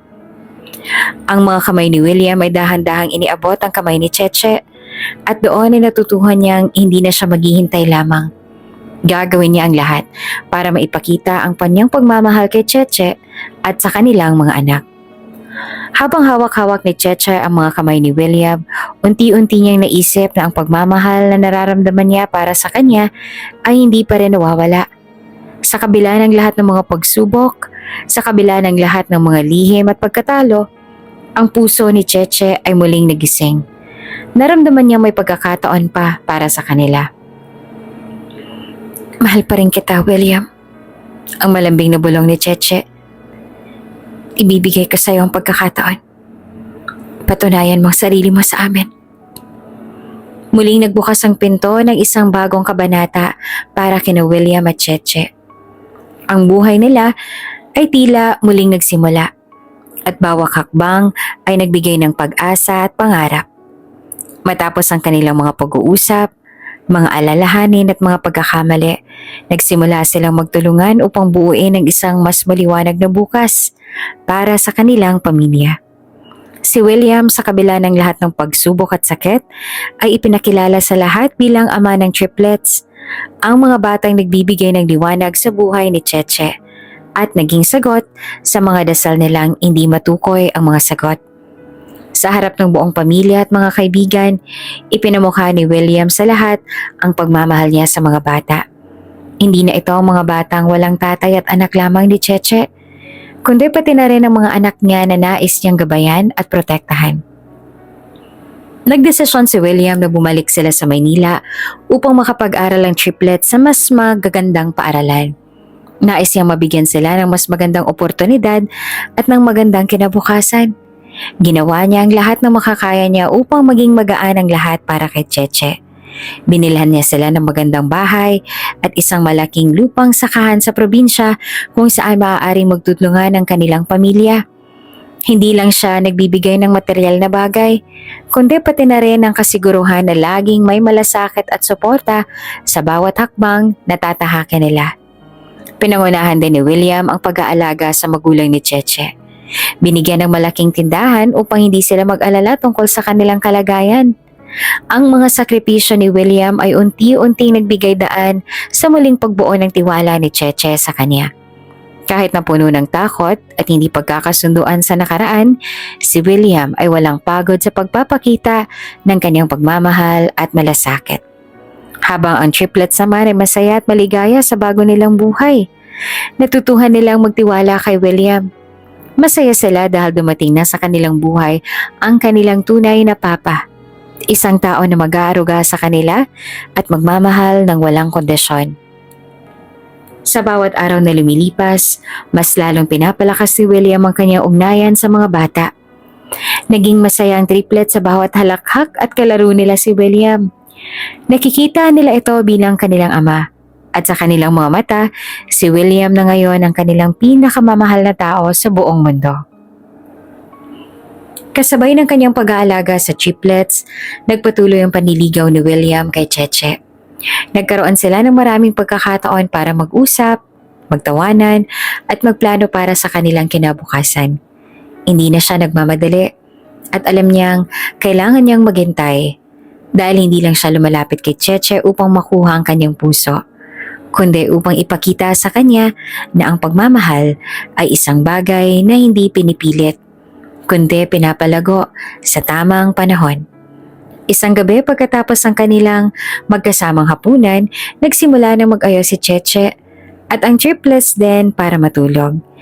Sa kabila ng lahat ng kasiyahan, may isang tahimik na sandali na nagbibigay ng kakaibang tensyon sa pagitan nilang dalawa ni William. Habang binabantayan nila ang kanilang mga anak na natutulog, si William ay lumapit kay Cheche. Ang mga mata ni William ay puno ng malasakit at ang puso niya ay labis na naglalaman ng damdamin. Cheche, mahinang tawag ni William habang nakatayo siya sa likod ni Cheche. Mahal na mahal kita. Nagulat naman si Cheche. Ngunit sa mga salitang yon, napansin niyang seryoso si William. Ang mga mata ni William ay puno ng emosyon at hindi niya kayang itago pa ang nararamdaman. Lumapit siya kay Cheche, dahan-dahan at tinawakan ang kanyang mga kamay. Alam kong hindi madali ang lahat. Alam kong maraming sakit at pagkakamali pero sa bawat sandali, mahal na mahal kita, Cheche. Ang kanyang tinig ay puno ng sakit at pagmamahal. Ang bawat araw na makasama kita at makasama ang mga anak natin ay parang isang biyaya. Ang bawat oras na magkasama tayo ay nagpapalakas sa akin na patuloy na magsikap. Hindi ko kayang mawala ka ulit sa buhay ko. Hindi makasagot si Cheche kaagad. Nakatingin lang siya kay William at nararamdaman niya ang bigat ng mga salitang ito. Hindi siya nakapagsalita. Ngunit ang puso niya ay punong-puno ng tanong at kaligayahan. William, nag-umpisa siyang magsalita. Ngunit ang boses niya ay nanginginig. Hindi ko alam kung saan ako magsisimula. Ang lahat ng ito ay napakabilis. Pero hindi ko kayang itanggi na ang nararamdaman ko para sa'yo ay hindi nawala. Matagal ko nang iniiwasan ang nararamdaman ko. At hindi ko alam kung paano ito gagawin. Pero sa mga mata ng anak natin, sa bawat halakak nila, nakikita ko ang kinabukasan na maaari nating abutin at buuin. Ang pagmamahal ko sa'yo ay isang pagnanais na sana na ibalik natin ang lahat. Dahil sa mga salitang yon, mas lalong naging malalim ang pagnanais ni William na magpatuloy sa kanilang relasyon. Naglakad siya papunta kay Cheche at dahan-dahan siyang niyakap. Hindi kita pipilitin, Cheche. Gagawin ko ang lahat para ipakita sa'yo na handa akong maghintay. Kung magtatagal man, maghihintay pa rin ako. At dahil sa kanyang mga salita, unti-unting naramdaman ni Cheche na ang mga pangarap na matagal niya nang itinatago ay muling nagbabalik. Hindi siya nagmadali, ngunit sa bawat sandali ng kanilang pag-uusap, natutuhan niyang magtiwalang muli kay William. Ang kahapon ay napanatili sa alaala, ngunit ang ngayon, ang kanilang kasalukuyan ay puno ng posibilidad. Habang nakayakap si William kay Cheche, naramdaman nilang dalawa na ang pinakamahalagang bagay ay hindi ang mga pangako o mga salita, kundi ang magkasama nilang muling pagbalik at pagtanggap sa isa't isa. Matapos ang mga buwan ng magkasamang pagbuo ng kanilang mga pangarap, hindi na nagdalawang isip si Cheche na buksan ang puso at muling magtiwala kay William. Hindi nila hinayaan na ang mga nakaraan ay humadlang sa kasalukuyan. At nang magdesisyon silang magpakasal, ang buong mundo ay tila nasa kanilang paligid. Ang kasal ni Cheche at William ay isang simpleng seremonya, ngunit punong-puno ng emosyon at pagmamahal. Hindi ito ang pinakamahal na kasal na maaari nilang magkaroon, ngunit ito ang pinakamakabuluhang araw ng kanilang buhay. Ang triplets na naging simbolo ng pagmamahalan nila ay nagsilbing abay ni Cheche at William. Habang nakatayo sila sa altar, ang mga bata ay nagngingitian. Hindi na maitago ang kaligayahan sa kanilang mga mata. Ang bawat takbang nila sa harap ng altar ay tulad ng isang paglalakbay na nagsimula sa mahirap na mga araw. Ngunit ngayon ay naging mas magaan, puno ng pag-asa at bagong buhay. Sa kabila ng kanilang kasiyahan, hindi nakalimutan ni William na may mga tao ring naging bahagi ng kanyang nakaraan, na nagbigay ng masalimuot ngunit makulay na alaala. Ang mga taong yon, sina Bea at Willow, ay hindi lamang mga bahagi ng kanyang buhay, kundi mga mahalagang bahagi rin ng kanyang kwento. Pinili ni William na ipakilala si Cheche kay Bea sa isang espesyal na pagkakataon, at gayon din ang triplets sa kanilang ate Willow. Pagkatapos ng kanilang kasal, nagdesisyon sila na bumisita sa puntod ng mga mahal nilang nawala, si Willow at si Bea. Dumaan sila sa isang tahimik na libingan kung saan inilibing ang mga alaala ng isang lumang pag-ibig at pagkatalo. Bawat hakbang ni William at Cheche ay puno ng respeto, at habang sila'y patungo sa puntod, ramdam nilang kabigatan at kalinawan ng lugar na iyon. Ang mga triplets ay tahimik na sumunod naman sa kanilang mga magulang. Hindi pa ganap na nauunawaan ang lugar na puno ng alaala, ngunit natutuhan nilang magbigay galang sa mga nakaraan ng kanilang pamilya. Habang naglalakad patungo sa libingan, ipinakilala ni William ang triplet sa dalawang taong may malaking bahagi sa kanyang buhay. "Mga anak, gusto kong ipakilala sa inyo si Ate Willow," sabi ni William, habang itinuro ang isang maliit na lapida na may pangalang Willow. "Siya ang anak ko na nasa heaven na." "Siya pong kinukwento ni Mama," wika ni Liam. "Opo, si Ate Willow nga," sabay na sambit pa ni Leia at Lucas. Puno naman ng respeto ang triplets habang tinitingnan ang lapida ni Willow. Ramdam nila ang kagalakan at kalungkutan sa isang pagkakataon. Walang alinlangan na si Willow ay may malaking bahagi sa buhay ng triplets, kahit pa hindi nila nakilala ang kanilang ate. At ito naman, nagpatuloy si William habang itinuturo ang isang mataas pa na lapida. Si Bea. Bea, si Cheche, ang asawa ko ngayon. Hi Bea, ako si Cheche. Pakilala ni Cheche sa sarili.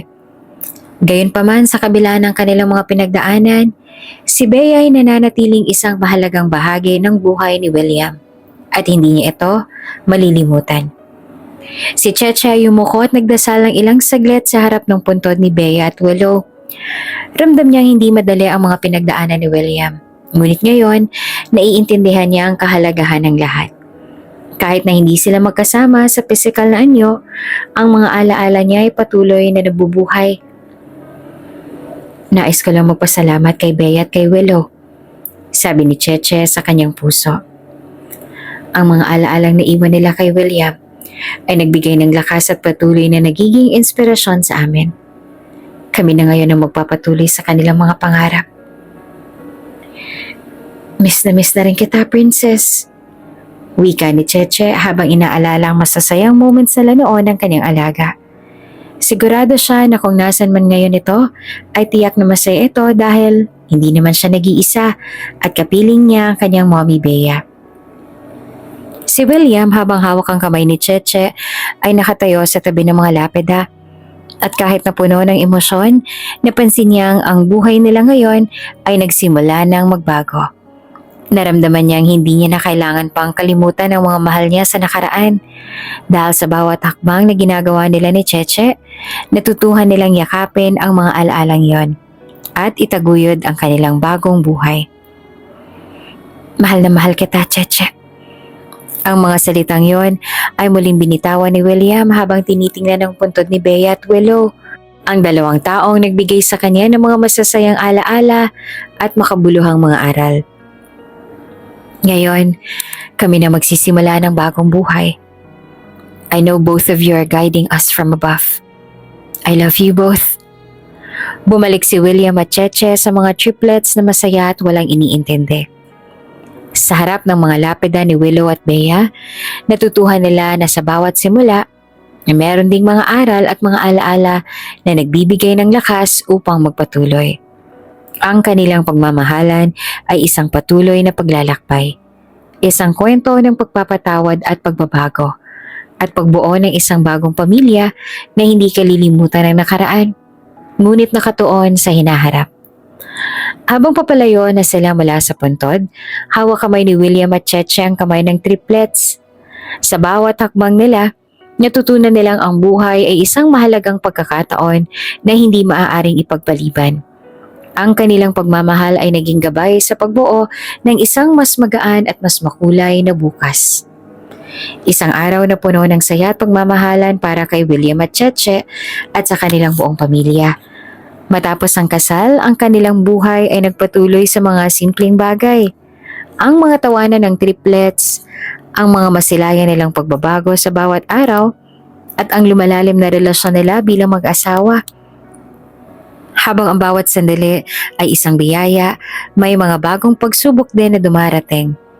At isang magandang balita ang nagsimula ng bagong kabanata sa kanilang buhay. Isang hapon habang naglalaro sa hardin ang kanilang triplets, nagsimula si Cheche na makaramdam ng kakaibang bagay, isang bahagyang pagkahilo, at ang hindi maipaliwanag na nararamdaman sa kanyang tiyan. Dahil sa mga nakaraang taon na puno ng alalahanin at mga sakit, natutuhan ni Cheche na pahalagahan ang kanyang kalusugan at agad niyang naisip na magpatingin sa doktor. Isang linggo pagkatapos ng unang sintomas, nagpunta siya kay Dr. Reyes upang magpasuri. Si William naman na hindi masyadong nag-aalala dahil na rin sa mga normal na pagbabago ng katawan ng isang babae, ay nakaramdam ng kaba ng ibalita sa kanya ni Cheche ang resulta ng pagsusuri. Cheche, anong sabi ng doktor? May masama bang nangyayari? Tanong ni William. Nagbigay naman ng matamis na ngiti si Cheche kay William at may ilang saglit na katahimikan bago siya nagsalita. William, sabi niya ng mahinahon. Okay naman daw ang kalagayan ko. Ang sabi ng doktor, buntis daw ako. Napangiti si William at hindi na napigilan ng matinding saya sa kanyang puso. Buntis ka? Cheche, napakasaya ko. Ang kanyang boses ay puno ng tuwa. Hindi niya inaasahan na makakita sila ng bagong buhay muli nilang bubuuin. Ngunit ang marinig niyang balitang ito, tila ang mundo ay huminto saglit upang magbigay daan sa isang bagong biyaya. Madadagdagan na muli ang kanilang munting pamilya. Masayang niyakap ni William si Cheche at nakita nila ang kanilang mga anak, ang triplets na maligaya at puno ng kagalakan. Hindi nila alam kung paano ipapakita ang kanilang pagmamahal sa bagong buhay na paparating. Ang triplets ay tumakbo patungo sa kanilang mga magulang at nang nalaman nila na magkakaroon sila ng bagong kapatid, nag-umpisa ang kanilang mga ngiti at halakhak. Ang kanilang mga mata ay kumikinang sa tuwa habang sinasabi nila, "May kapatid na kami! May kapatid na kami!" Si Cheche na hindi pa rin makapaniwala sa mga nangyayari ay tiningnan ng triplets at naramdaman ng galak na dulot ng kanilang mga reaksyon. "Oo, magkakaroon na kayo ng kapatid," sagot naman ni Cheche habang pinapahid ang mga mata ng triplets na nagsisimula ng maglaro sa paligid. Tulad ng mga unang sandali nila bilang isang pamilya, nagsimula na silang magplano para sa bagong miyembro ng pamilya. Ang bawat araw ay puno ng excitement, mga paghahanda at pagmamahal. Ang bahay ay patuloy na puno ng kasiyahan at tawanan ng mga bata. At si William ay hindi na makapaghintay na makita ang kanilang bagong baby.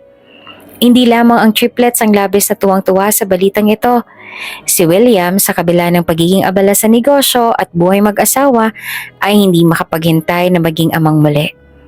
Laging nagpapakita ng suporta ito kay Cheche. Inaasikaso ang bawat pangangailangan nito at sinisigurado niyang magaan ang lahat ng bagay para sa kanya. Nagplano maghanap ng mas malaking bahay upang mas mapadali ang pagpapalaki sa kanilang lumalaking pamilya. Habang ang araw ay lumilipas, nakikita ni Cheche at William ang kanilang pagmamahalan na lalong tumitibay sa pagdapo ng bagong buhay. Hindi lamang nila pinapahalagahan ang bawat sandali kasama ang triplets, kundi pati na rin ang bagong miyembro ng pamilya na magdadala ng higit pang kaligayahan sa kanilang mga puso. Ang bawat pagngiti, ang bawat tawanan ng mga bata, at ang bawat pag-ibig na ipinapaabot nila sa isa't isa ay paitunay na ang tunay na yaman ng kanilang buhay ay hindi nasusukat sa mga material na bagay, kundi sa pagmamahal na walang katapusan. Sa gabi, habang nakahiga sila mag-asawa, nagsimula silang mag-usap tungkol sa kanilang mga pangarap at ang buhay na nais nilang buuin para sa kanilang mga anak. "William, sa tingin ko napakasarap ng buhay na to," sabi ni Cheche na ang mga mata ay puno ng saya. "Hindi ko kayang ipaliwanag pero sa bawat araw na kasama kita at ang mga bata, parang ang lahat ng bagay ay tama. Para ako nabigyan muli ng pagkakataon na magkaroon ng mas maganda at mas masayang buhay." Hinawakan ng mahigpit ni William ang kamay ng kanyang asawa. Hinalikan nito at sumagot, "Cheche, hindi ko rin kayang ipaliwanag ang saya ko. Hindi lang ito tungkol sa'yo, kundi tungkol sa ating pamilya. Ang bawat hakbang natin ay may kahulugan. And I'm sure na sa bawat sandali, magkasama natin, magsisimula tayo ng bagong kwento, ng bagong buhay at magkasama tayong bubuo ng mas masaya at mas magaan na bukas." Habang ang araw ay nagsisimula pa lamang magtago sa likod ng mga ulap, ang buong bahay nila ay puno ng kasiyahan at pagkasabik. Ang triplets na sina Liam, Leia at Lucas ay magtatanghal sa isang espesyal na programa sa kanilang paaralan. Si Cheche na kasalukuyang may hawak ng kanyang bagong baby na si Luna Willow ay nagmamadaling maghanda. Ang maliliit na daliri ni Luna ay mahigpit na nakakapit sa kanyang damit at kahit na bagamat maliit pa, ramdam na ni Cheche ang bawat kaligayahan na dulot ng kanyang anak. Si Luna ang bagong miyembro ng pamilya, isang simbolo ng bagong pag-asa. Nais siyang maging isang magandang halimbawa para kay Luna, gaya ng kung paano naging inspirasyon ng triplets kay Cheche at William. "Mama, halika na, malilate na po tayo!" sigaw ni William, ang panganay sa triplets. Habang hinihila si Cheche mula sa kusina, ang kanilang kasiyahan at kabuntot na kaligayahan ay tumitimo sa kanilang mga mata. Maging si Leia at Lucas ay nag-aabang sa pagdating ng kanilang ina. Ang triplets naman ay tuwang-tuwa, excited na makitang maging bahagi ng programang iyon at ipakita sa lahat ang kanilang talento at pagmamahal sa buhay. Si William na masaya at puno ng pagmamahal sa pamilya ay tumulong naman sa paghahanda ng kanilang mga gamit at damit para sa espesyal na okasyon. Cheche, ang sabi ni William habang tinitingnan ng kanyang asawa at anak na si Luna. Sana magustuhan nilang presentation ng mga bata sa school. This is a big moment for them. Nagbigay naman ng matamis na ngiti si Cheche kay William. Sana nga, William. Lahat ng pagsusumikap ng mga bata ay magbubunga ng maganda. Gusto ko lang maging masaya sila. Sa kanilang mga mata, hindi lang basta simpleng event ang araw na iyon. Ito ay isang pagkakataon upang magbigay pugay sa mga huling taon ng hirap at sakripisyo. At isang pagkakataon na ang mga bata ay muling makilala bilang isang pamilya ng pagmamahal, pananampalataya at pagkakaisa. Pagdating nila sa paaralan, puno ng kasiyahan ang mga mata ng lahat ng buong paaralan. Ang mga magulang ng mga bata ay dumating din upang makibahagi sa pagdiriwang. Nasa likod ng isang malaking entablado ang triplets at naghihintay upang magsimula ang kanilang performance. Kitang-kita sa kanilang mga mata ang saya at excitement habang ang bawat isa ay nag-aayos ng kanilang costume. Alam mo ba, Mama? Gusto ko sana maging astronaut kapag lumaki na ako. Sabi ni Lucas, ang bunso sa triplets, habang inaayos ang kanyang maliit na helmet. Ako naman, Mama, gusto ko maging doktor para matulungan ng mga tao. Sagot naman ni Leia habang tinitingnan naman ang kanyang mga damit. Si Liam naman ang pinakamatanda sa triplets, nagsimulang magkwento. Mama, gusto ko pong maging scientist para makapag-imbento ng mga bagay para matulungan ang buong mundo. Sa kabila ng mga pangarap, ang triplets ay hindi makalimot sa kahalagahan ng bawat isa sa pamilya. Kahit naabala sila sa pag-abot ng kanilang mga pangarap, nananatili silang magiliw at maligaya sa bawat pagkakataon. Ang simpleng bagay ng pagtulong sa isa't isa ay nagbibigay gabay sa kanila sa bawat hakbang sa buhay. Habang ang mga triplets ay nagtitipon at nagsimula ng kanilang pagtatanghal, hindi mapigilan ni Cheche ang mag-alala. Ang kanyang mga mata ay nakatutok kay Luna, ang bagong silang na bata. Hawak ni Cheche si Luna ng mahigpit at naramdaman niyang ang pagmamahal ay hindi nagtatapos sa mga matatanda, kundi sa mga maliliit na nilalang na nagbibigay sa kanila ng bagong pag-asa. Nagsimula na ang programa at ang triplets ay sabay-sabay na naglakad patungo sa entablado. Ang mga mata ng lahat ay nakatutok sa kanila. Sa kanilang mga simpleng kasuotan, nagbigay sila ng isang performance na nagpapakita ng kanilang mga talento at pagmamahal sa isa't isa. Habang sila'y sumasayaw at kumakanta, ramdam ni Cheche at William ang sobrang saya. Ang mga bata ay puno ng pag-asa at tiwala. Ang hindi nila alintana ang pressure ng pagiging anak ng mayamang pamilya, kundi ang magbigay ng saya at aliw sa kanilang mga guro at kamag-aral. Wow, ang galing nila! Ang bulong ng isang guro habang binabaybay ng triplets ang kanilang sayaw. Sa gitna ng kanilang pagtatanghal, pinili ni Leia na magsalita sa harap ng mga guro at magulang. Kami po ay masaya na nandyan kayo at gusto po namin magpasalamat sa mga magulang namin, kay Mama at Papa dahil sila po ang laging nandyan para sa amin. Sila po nagturo sa amin ng pagmamahal sa bawat isa. Gusto po namin na maging proud kayo sa amin. Habang ang mga mata ng mga magulang, guro, kaklase ng triplets ay napuno naman ng tuwa at pagmamahal. Hindi maiwasang magbigay ni Cheche ng ilang luha. Ang kanyang mga anak ay hindi lang sumikat sa paaralan, kundi nagbigay ng inspirasyon sa lahat ng naroon. Ang bawat hakbang, bawat salita ng mga triplets ay isang patunay na ang tunay na yaman ay hindi sa material na bagay matatagpuan, kundi sa pagmamahal, respeto at pag-unawa sa bawat isa. Sa mga simpleng pagkilos ng triplets, ipinakita nila sa lahat na may mas mataas pang halaga kaysa sa material na bagay. Ang pagiging bahagi ng isang pamilya na puno ng pagmamahal at pagkalinga ay higit na mahalaga. Matapos ang pagtatanghal, ang triplets ay tumakbo at niyakap ang kanilang mga magulang. Mama, Papa, masaya po kami! Sabay-sabay nilang sinabi.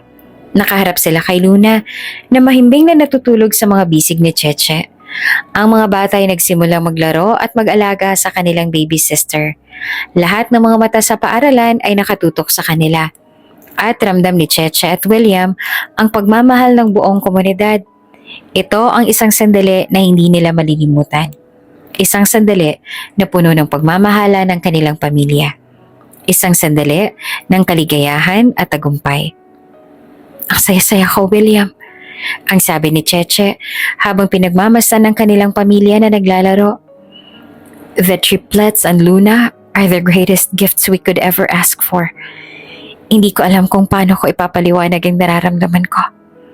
Sana lang nandito rin si Willow pero sigurado ako masaya siya kung nasan man siya. I know, Cheche. Sagot naman ni William habang mahigpit na niyayakap ang asawa. Our children are our dream come true. They are our new beginning. At sure ako masaya rin si Willow para sa atin. Habang lumalapit ang hapon, nagtipon-tipon ang buong pamilya, mga kamag-anak at mga kaibigan upang magdiwang ng isang bagong simula. Ang triplets na masaya sa pagkakaroon ng bagong kapatid ay nagbigay ng kwento tungkol sa kanilang pamilya at sa kanilang mga magulang at sa kanilang mga pangarap. Lahat na nagmamahal sa kanila ay naroroon at ang buong paaralan ay naging success sa isang masayang pamilya na nagtagumpay at nagsimula ng isang bagong kwento ng buhay.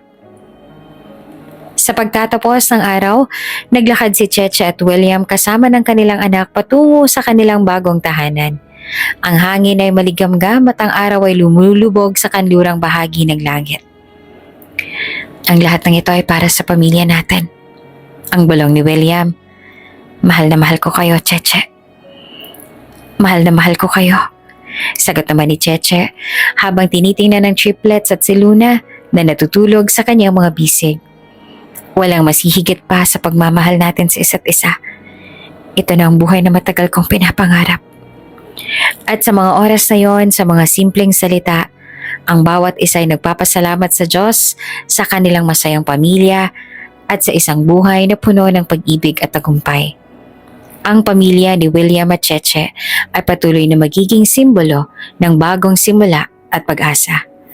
Habang ang ibon ay masayang umaawit sa kalangitan, ay nagpatuloy ang kanilang kwento ng pag-ibig. Isang makabuluhang kwento ng pagmamahal, pamilya at mga bagong simula. Sa kanilang mga puso, alam nila na ang bawat araw ay magiging mas magaan at puno ng biyaya. Dahil ang bawat hakbang nila ng magkasama ay puno ng pag-asa at pagmamahal. Kung bago ka pa lang sa channel na ito, Ate Jane TV, huwag kalimutang pindutin ang notification bell and subscribe button. Sana po hindi naman malaking abala sa inyo ang pagpindot ng subscribe button dahil ang kapalit po nito ay ang pagsuporta para makapag-produce ng mga libreng stories sa mga channels ni Ate Jane. Maraming salamat!